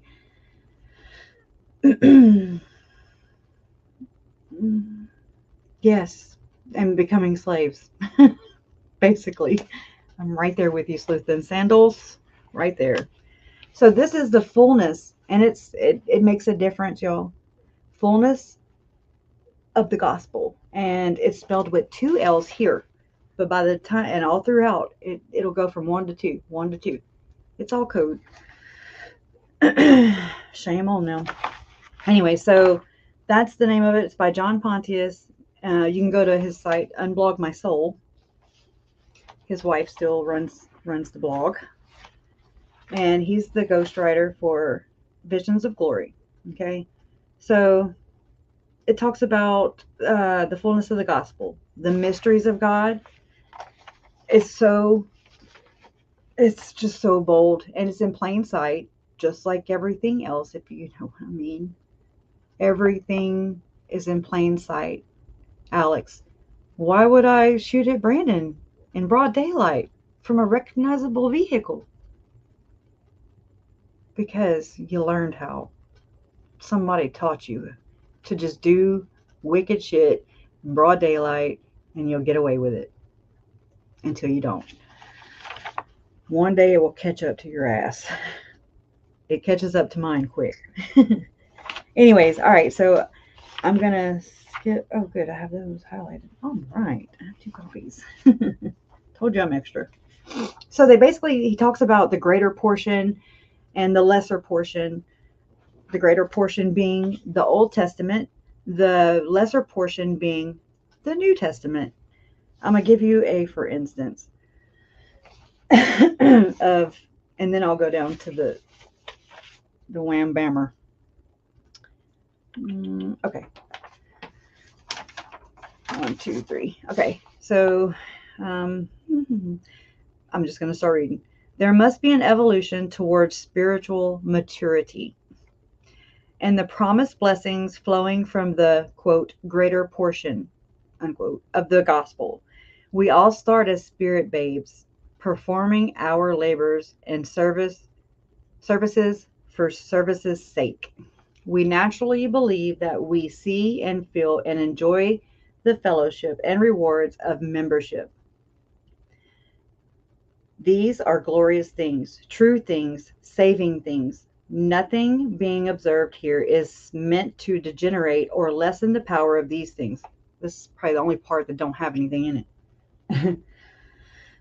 However, here's the but, right? There's always a but. However, it is not the purpose of the gospel. You have to do it verbatim. It is not the purpose of the gospel. I lost my spot, damn it.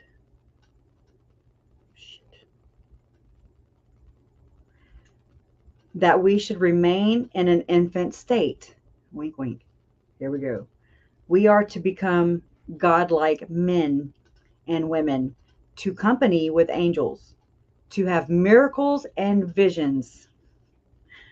Oh, I gotta stop looking away. Shit. I'm horrible about that. I'm always looking for my spot.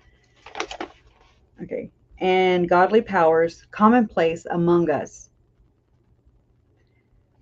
Oh my gosh. Clearly, we must catch the vision of who we can truly become, the vision of Zion, and pray with all fervency that we can evolve beyond the lesser, quote unquote, portion of the word, or we shall even remain outside of the embrace of the vast blessings.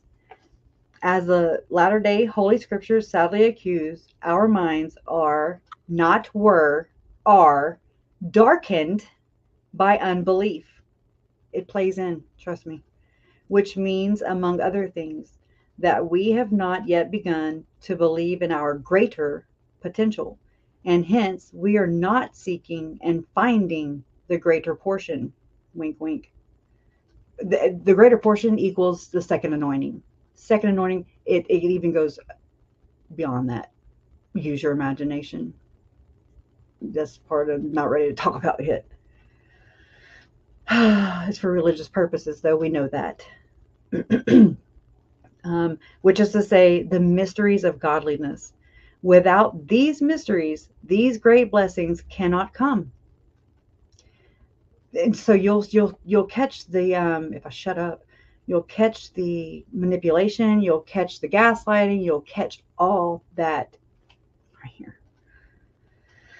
Miracles are haphazardly received. The heavens do not open, angels do not descend, the higher ordinances and promises are seen through a glass darkly.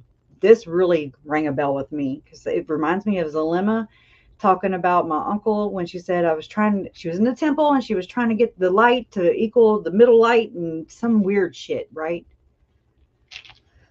So I'm like, what? All right, here we go.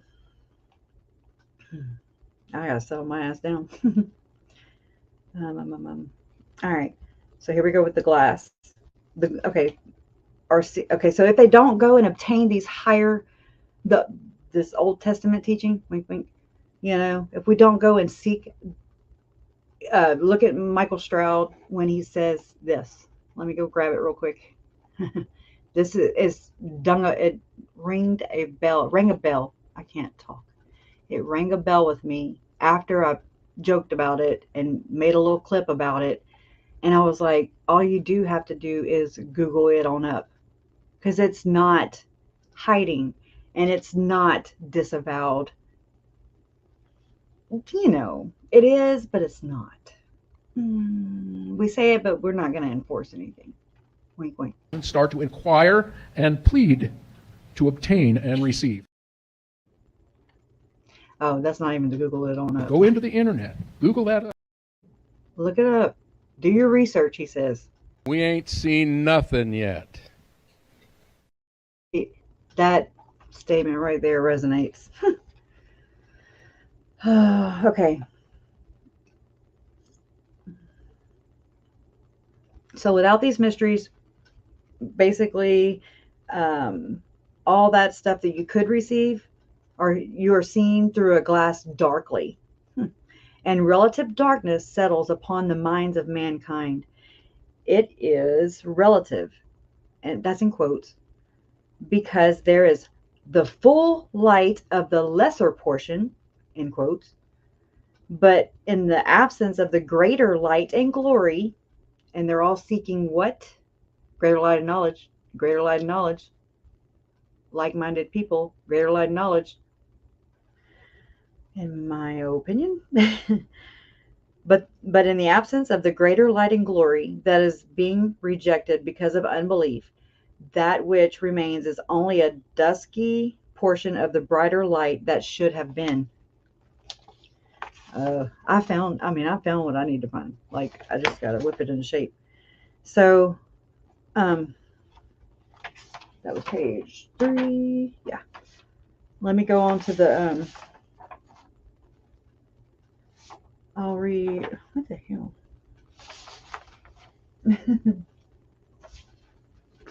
Okay. I don't know. Y'all are very intelligent, so I don't have. Y'all know. That's why y'all are here. Anyways, I'm skipping down again. You got to read all of it, though. Having said all of that, it is still true that there is a greater portion and a greater body of truth and a greater view of the mysteries of the kingdom. And it is fully intended that we should progress from the one to the other in this life, this earth life. Okay. Having said all of that, it is still true that there is a greater portion and a greater body of truth and a greater view of the mysteries of the kingdom. Oh shit, did I read that already? Yeah. While happily within the lesser portion of the gospel, the greater portion is barely visible, at least at first. It is a grand mystery. Not because it is incomprehensible, but because it is completely invisible. All right. Put a pin in that. And that analogy might be like unto a primitive person who has never seen anything more technological than a bow and arrow. The existence of computers, as an example, is a grand mystery because it is invisible to them. Kind of like iCloud. No amount of research or pondering on their level of understanding, the lower lights, the lesser portion, the not chosen people, the Charles and the Tylees and the JJs and the Joes and the Tammys. Oh, Jesus. Okay, it's invisible to them. The amount of research or pondering on their level of understanding can even suggest that something like that could exist, let alone does. Whereas, to a person in a somewhat technological society who has heard of a computer or seen one in a book or on a television, a computer is like a puzzling oddity one may unravel with a little effort. Then it goes to the fullness of the gospel. The fullness of the gospel then is the embodiment of all of the gospel truths God reveals to man. Thus, to obtain a fullness, 2 L's, one must obtain both the lesser and the greater portion of the word. To help us see where the dividing line between those two bodies of truth lies, let us attempt to chart, lots of charts, them out as best we may. The lesser portion, that which is commonly understood, might look like this: faith, repentance, baptism, gift of the Holy Ghost, being born again, priesthood ordinations, temple ordinances, temple marriage, enduring till the end. Know that. Lori, she's got that mentality, okay? Until she's seeing that, her organization isn't really embracing her because they're trying to distance, in my opinion. Which is why they interjected, in my opinion. That's why Julie Rowe interjected, Sean Little Bear. He did contact my parents in the beginning of this, for those of you that didn't know. To most eyes, this looks like the whole of the restored gospel. Nay, nay. And it is that portion which will bring us to the celestial kingdom. The celestial champagne room is the one they pop in bottles and making it rain up in there. It is perfect and complete and divinely ordained. What follows is some of what falls within the greater portion of the gospel, that which we may read about in the scriptures, but which perhaps few believe are actually available, even though they are repeatedly promised to us. So they're already indoctrinated to hearing this rhetoric, right? And so, I can see that. I mean, me too. In my, you know what I mean? Like, until you kind of venture out and you're like, oh, okay, here's the rest of the world. And this is just a portion. Anyways. Okay, justification, sanctification, calling and election made sure. That is to see Jesus face to face. Wink, wink. That's your calling and election made sure. You have to have a calling and election made sure in order to receive your second anointing, your second endowment, which is a ritual that takes place in the temple. And it is, I've seen quite a few cases. There's not like a whole abundance of Tom Phillips out there and Hans Mattson, people who have talked about these, but there's enough to base. I can see the patterns where Hans Mattson's mother took part in a second endowment, but his father never did. Ta-da! Like he says. So that means his mother was married to his father and sealed to him, but did a second anointing. So you go where you want to go with that. I know where I am in that. It happens. I think it happened, in my opinion, with Robert Norman. I don't think that, he had a revelation. John DeLynn did a thing on him. I've shared it.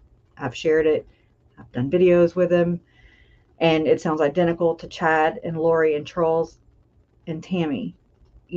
both of, if Chad and Lori were to have gotten sealed in a temple ritual / endowment / second anointing, then they would have had to have been invited.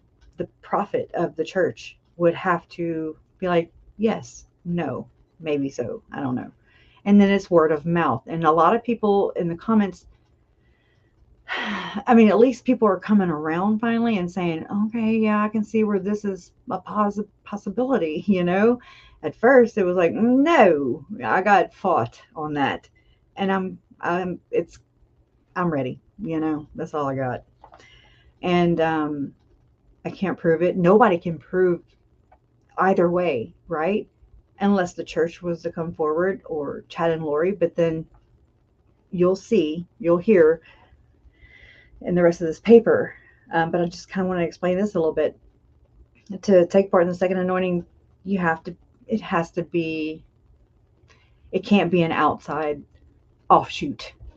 Okay. That's where your offshoot happens, is the church of the, wow, they attacking me. Anyways, is the church of the firstborn, this idea, this Enoch City on earth. If you look at the Book of Mormon, in the first, I don't know exactly where it is in the Book of Mormon, but right off the bat, they're like, we believe in the literal gathering of Israel, and they are not shitting you. They've allegedly have been. And, they have a rainy day fund and stuff for doomsday. Anyways, yeah, so that's what we're dealing with. But the second anointing, picked by the prophet, allegedly, and even being sealed to people, their spouses, their respective spouses, Glory to Charles, Chad to Tammy. I'm thinking that's where Moroni gave Lori to Chad. The Savior was not there. Wink, wink. Moroni being one of the three Nephites. He's one. There's Moroni. I don't know the other yet, but I will find out eventually. Anyways, put 2 and 2. They're also Peter, James, and John, in my opinion. That's all speculation and my theory of a game board I play somewhere. It's hard explaining somebody else's crazy. Okay, I'm not crazy. I may be like rigid and hard to listen to sometimes because this is a lot on top of the trauma, on top of the grief, on top of living this out in the public eye.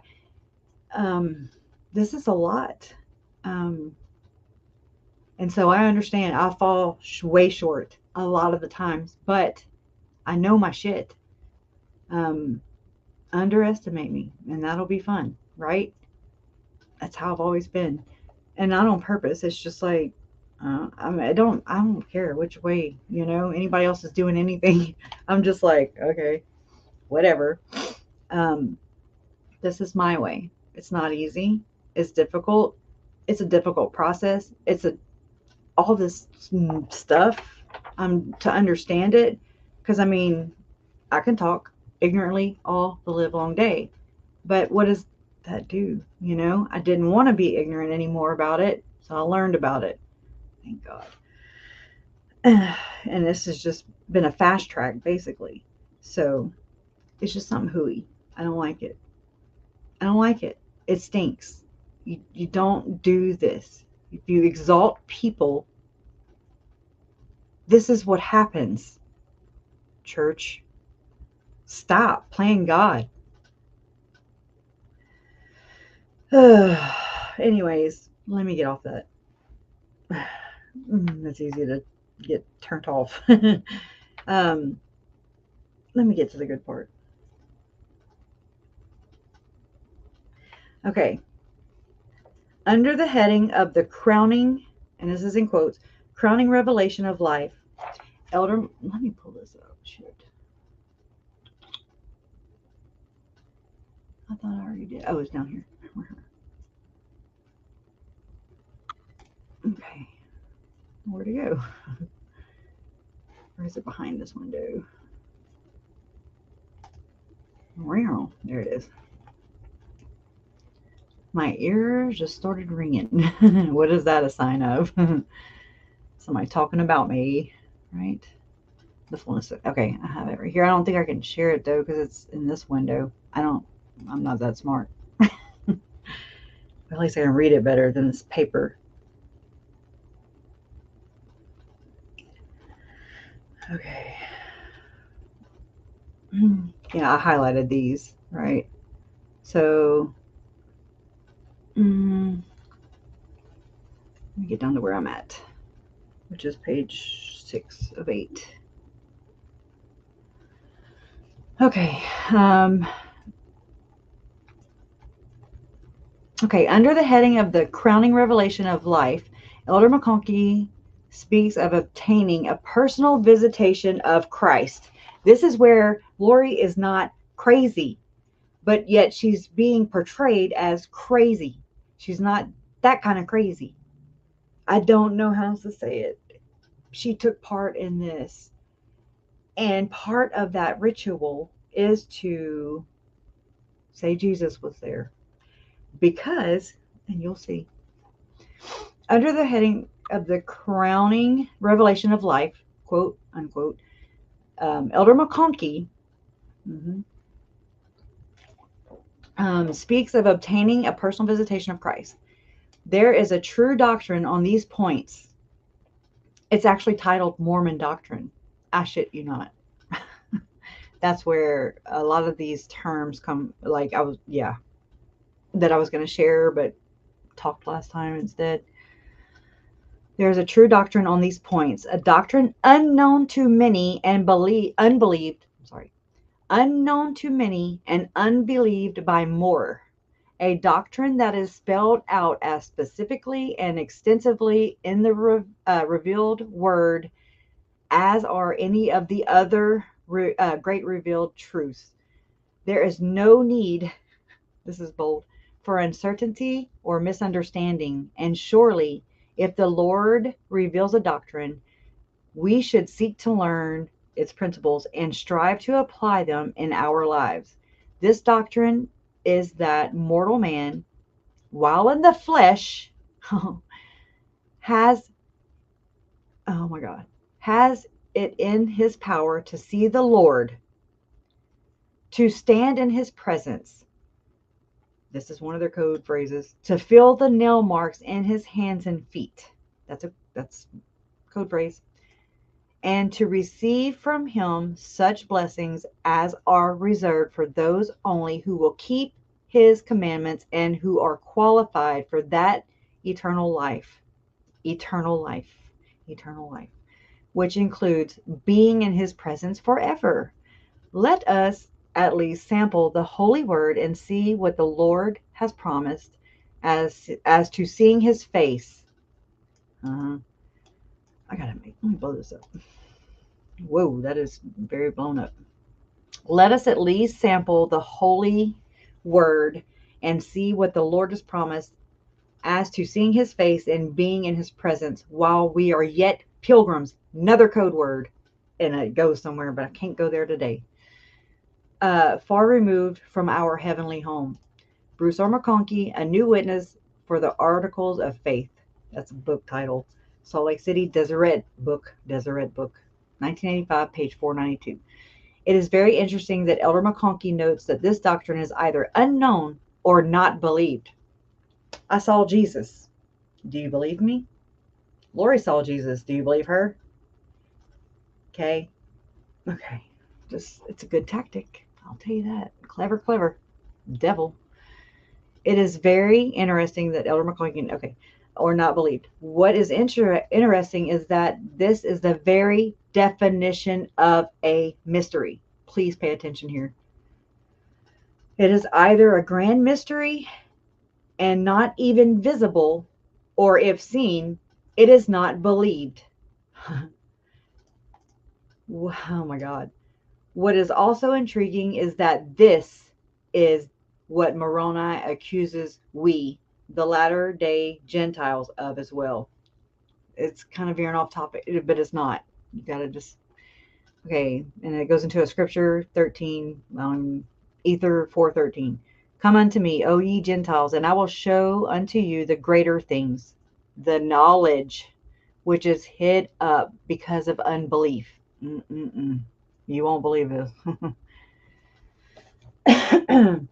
The thing which limits our ability to claim the great blessings of the gospel, those which specifically fall within the greater portion, is mostly that we don't believe it. As Elder McConkie notes, this is either because they are unknown to us, which might be termed a form of ignorance, or we just don't believe it is possible to see Christ, or perhaps we think it's inappropriate for us to seek and obtain such lofty things. And yet, these blessings are clearly promised. They are promised over and over in the scriptures as the lives of the faith are held forth as examples for us to follow. And they are taught 1,000 times daily in Latter-day Saint temples. Oh, hold all the pearls. That's exhausting. 1,000. Oh my God. What is the great teaching of the temple endowment if it is not that men and women, through obedience to specific laws, y'all know, this is how they justified the zombie thing, in my opinion, is that they're not killing. Alex said it to Melanie Gibb, allegedly, that he didn't, or Zalema, he didn't feel bad killing the zombie Charles because he was a zombie. Okay. That is the justification that goes on here. And it's so twisted. That through obedience to specific laws and by making certain covenants may approach the veil and be invited into God's presence? ? This is the burden of everything that happens there. It is the culmination and grand conclusion of every other ordinance. It is so much the ultimate event of mortality that the very words of the promise are held forth as unspeakable. But you'll see what his definition of unspeakable is. Except at the veil, when in the presence of Christ. As Elder McConkie makes plain above, this is, quote, what the Lord has promised as to seeing his face and being in his presence while we are yet pilgrims far removed from our heavenly home, unquote. This then prompts us to state in an this is it. Here it is. Oh my God. This was so relieving and scary. This then prompts us to state in overarching terms, in a grand stroke of the eternal brush, simplifying a very complex and demanding process into a single phrase. Here it is. That the fullness of the gospel is this, that mankind may, by obedience to specific laws and ordinances, enter into the presence of God in this life. Rejecting the fullness. We go on to a whole new, it goes on to the next heading. That which you have read is the carrot. It is what entices us to trudge onward, always pressing forward to obtain, require and plead, to obtain and receive the greatest gifts we can lay hold upon by stretching, this got me, stretching our faith almost beyond its tensile strength. Spirit stretch. Oh, yeah. Definitely. The stick is, here we go. The stick is that if we reject this offer of the fullness, so if Chad and Lori would have been like, yeah, no, we're not going to do this, or like Tom Phillips, he rejected it, right? The fullness. Then God, here's the doom and gloom. Here's what we're going to do if you don't accept it. Okay. Anyways, then God will take it away, give it to a more code worth people, even as he did the creation of the children of Israel, when they refused to ascend the holy mount with Moses and partake of the presence of their God. Oh my God. And so it goes to a scripture, 3rd Nephi 16, 10, 11. I don't know. And thus commandeth the Father that I should say unto you, at that day when the Gentiles shall sin against my gospel and shall reject the fullness, 1L, of my gospel, and shall be lifted up in the pride of their hearts above all nations and above all the people of the whole earth, and shall be filled with all manner of lyings and deceits and of mischiefs and all of the manner of hypocrisy and murders and priestcrafts and whoredoms. This is where they seem normal, in my opinion. And secret abominations. And if they shall do all those things and shall reject the fullness of my gospel, behold, saith the Father, I will bring the fullness of my gospel from among them. He's going to take it away. 11. And then I will remember my covenant, which I may have made unto my people, O house of Israel, and I will bring my gospel unto them. 3rd Nephi 16, 10, 11. In simpler words, if we reject by unbelief or by ignorance the blessed opportunity to seek and obtain, keyword, the fullness of the gospel, which is that we may obtain the divine presence, which is heaven on earth, celestial kingdom, exalted. And if we presence, and if we further as a people into, and if we further as a people enter into the Babylonian lifestyle, some of which is enumerated above, then God will take away the fullness of his gospel from among us and will return it to the people of the house of Israel. Why would he do that? Anyways, when we consider our blessings and our privileges, it is somewhat alarming, it is, to observe that we consider ourselves more blessed. This is where they're gaslighting, because they do believe this. Teach it, whatever. That's what this paper says. Lifted up in our hearts, code phrase. It'll come in later when we have to talk about that other stuff. Than all the other nations and all other people. That part of the prophecy is fulfilled partly because without true Christ-like humility, a simple assessment of our blessings leads us to this sin of pride. It is an unavoidably observation. We seem to truly be highly blessed, but this condition cannot enter our hearts as pride. This is a lot of blah, blah. Only as gratitude to our God. With 9 million plus members, allegedly, it is also very likely that these other abominations do exist within the church. Yeah, because you're purporting them. People are very adept at living double lives, obviously. Knowing this world as we all do and being exposed to the unending onslaught of unrighteous media, gaslight, they're projecting. This is pattern. There can be little doubt that some of our fellow pilgrims, keyword, have succumbed to these other abominations. Less than 50% of the membership of the Latter-day Kingdom even attends church. I know of many, many quote unquote Mormons who are as Babylonian as Babylon itself. Now consider what has happened. I think we're on the last page. Consider what has happened. We have nearly fulfilled the prophecy. The jury is still out on whether we will ultimately reject the fullness of the gospel by not obtaining the presence of God. Wink, wink, nudge, nudge.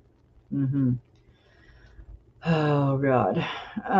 We still may have time to accomplish this, but we have become lifted up in our pride. Amen. And some of these abominations do exist within the church. Yes. How can we fix this? Stop. Oh my God. The hinge upon which this door swings is this. Here we go. Here's the bottom line. That when all of these abominations and pride exist, and then we also reject the fullness. In other words, if we embrace and fully partake of the fullness of the gospel, then it doesn't matter at least to the fulfilling of the prophecy, that these other abominations exist. What? Therefore, exercising control over our own righteousness and seeking and obtaining, gotta inquire and plead to obtain and receive, our own admission into these greater blessings, wink, wink, nudge, nudge, ends the curse upon our own heads. It is merciful observation because we are powerless to change our brethren, but, yeah, you could, but we are fully empowered to change our own lives by leading by example, in my opinion. Just do unto others as you want done to you, kind of thing. It blows my mind. And I don't even know. I botched it up so bad with my reading. I apologize. It's horrible. Hey, Rhonda. So what I'll do is I will put this PDF link for anybody. Don't take the advice. You have to read it, and it's not for consumption. It's for criticism. Oh, what's going on? What's going on? I just suck at reading out loud. Sometimes I'm just like, I don't know, get twisted up. Yes, beach bum. I hear the secrets that you keep when you're talking. Yeah. Right? Brings me back to that song that played a lot in the beginning. And it was, to me, it was Uncle Charles, like it reminded me of Uncle Charles. And I mean, I've heard it a bazillion times throughout my life. And it's, I just hadn't looked at the words, right, in a long time.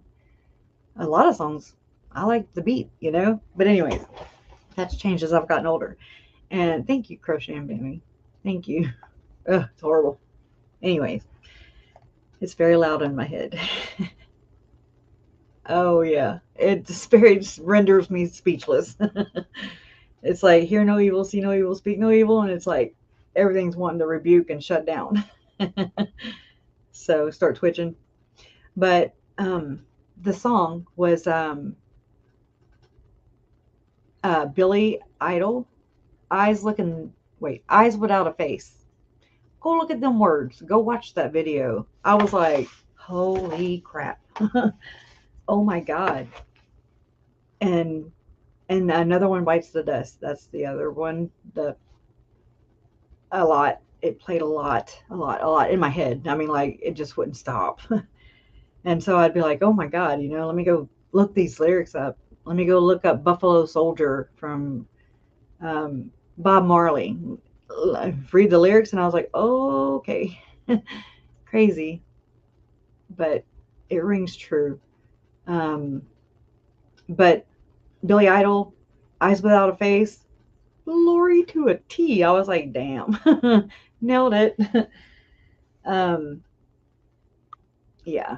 And Another One Bites the Dust literally reminds me, if you listen, like, I didn't really listen to the words. I've always sang to it, and I'm like, another one gone, whatever, just being a nerd.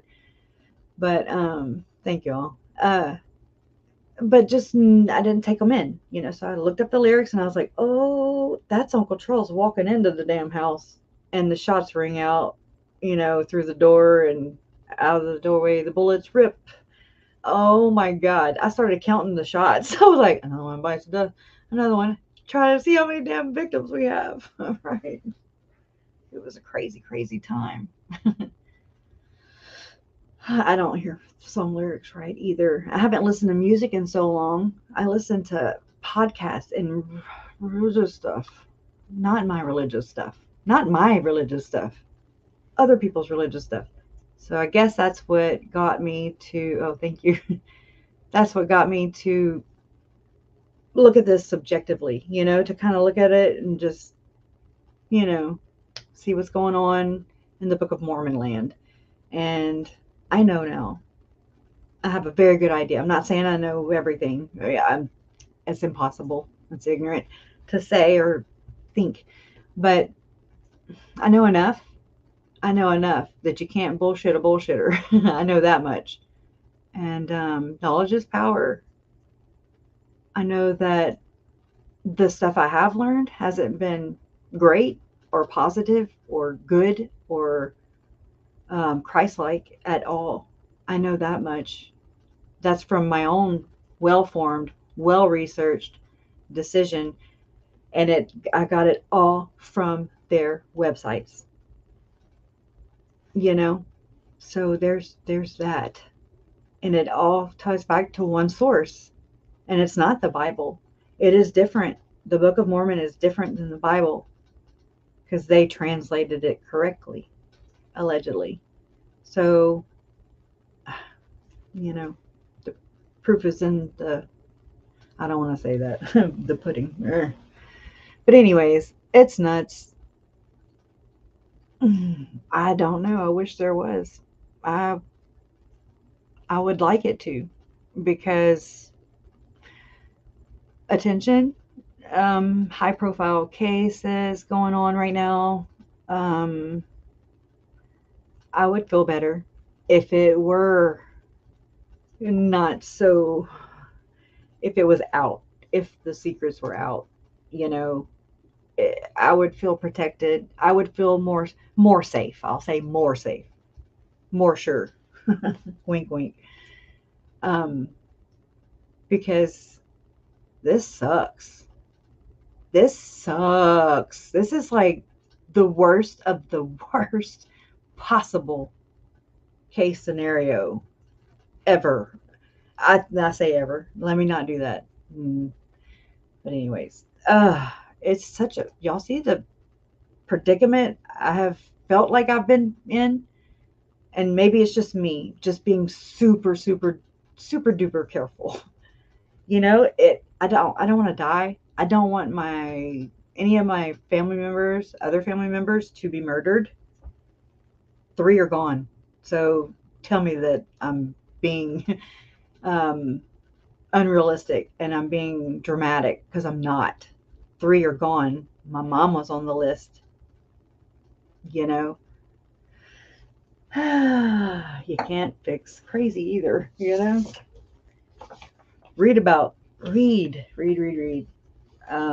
I read more about, you know, the Danites and the secret combination in Mormon theology, and you know, it's just. Have you ever seen that movie, The Village?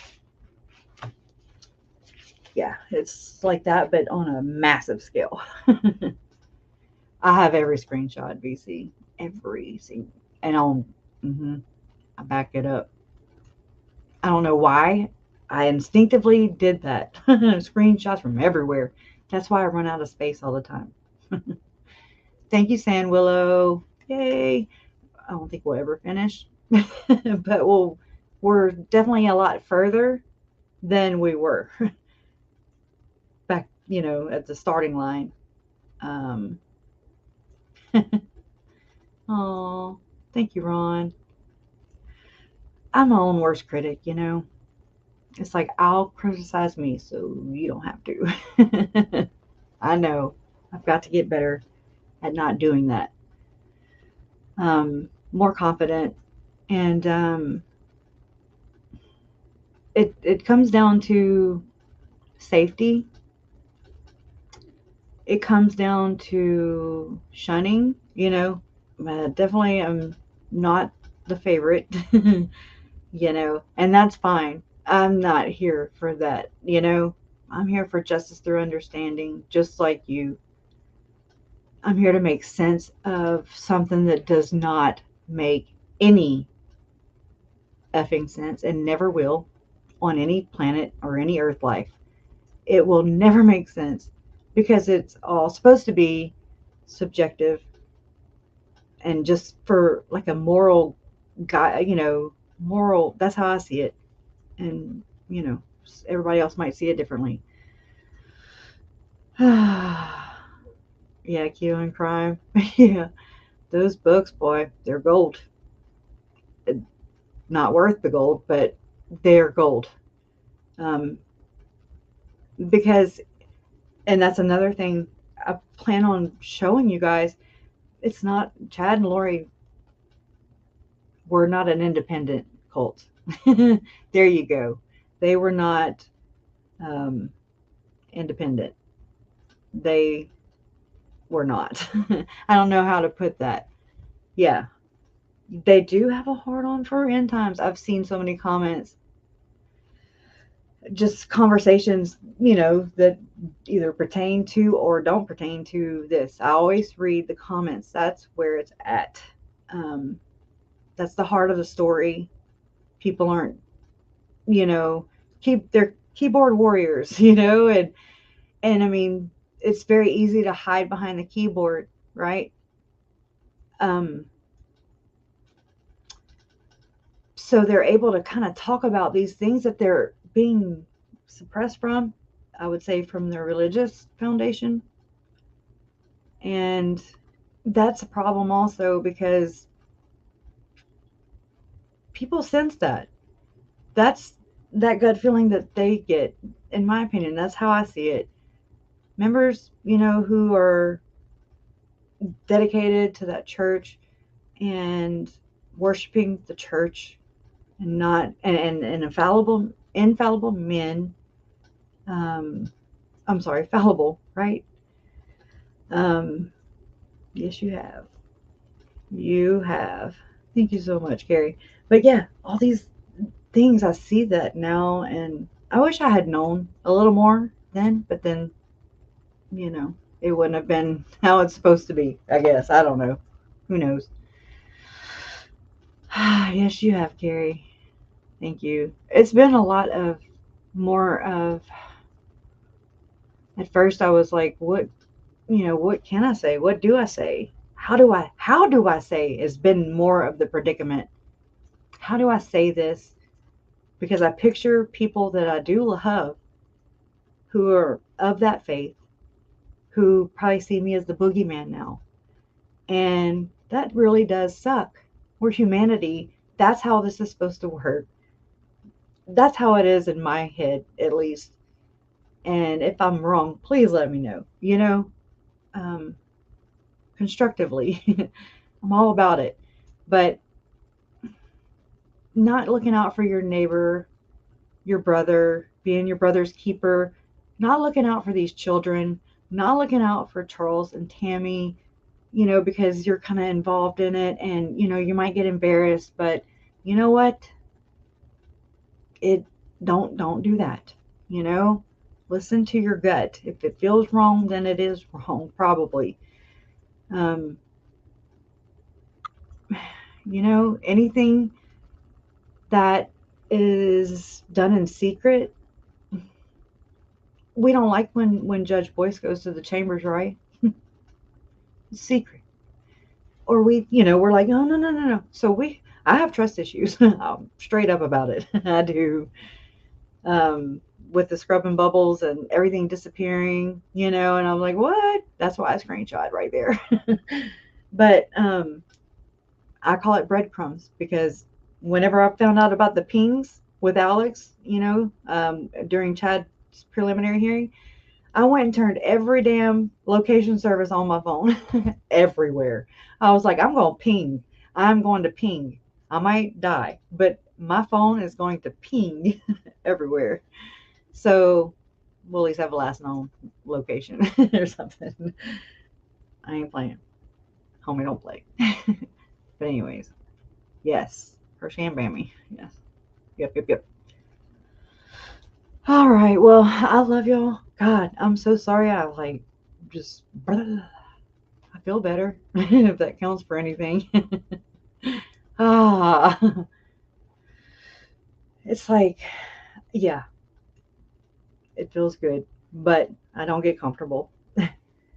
But I'll go ahead and I'll post this PDF for you guys on the, what did I say? The channel, the community tab. I'll put it there. I'll see if Kathy will put it in Discord and Patreon, and that should do it. I'll put it in the bottom of these notes too, so it'll be there also. But anyways, I love you guys. Thank you so much for being here and dealing with all this crap. If you're like me, once you read it for yourself, you will, Thank you. You'll get it. It'll pop you in the face. It's crazy. Bold, plain sight, just like the temple in Salt Lake City with all the signs and symbols and stuff inverted. But anyways, neither here nor there. But anyways, thank y'all.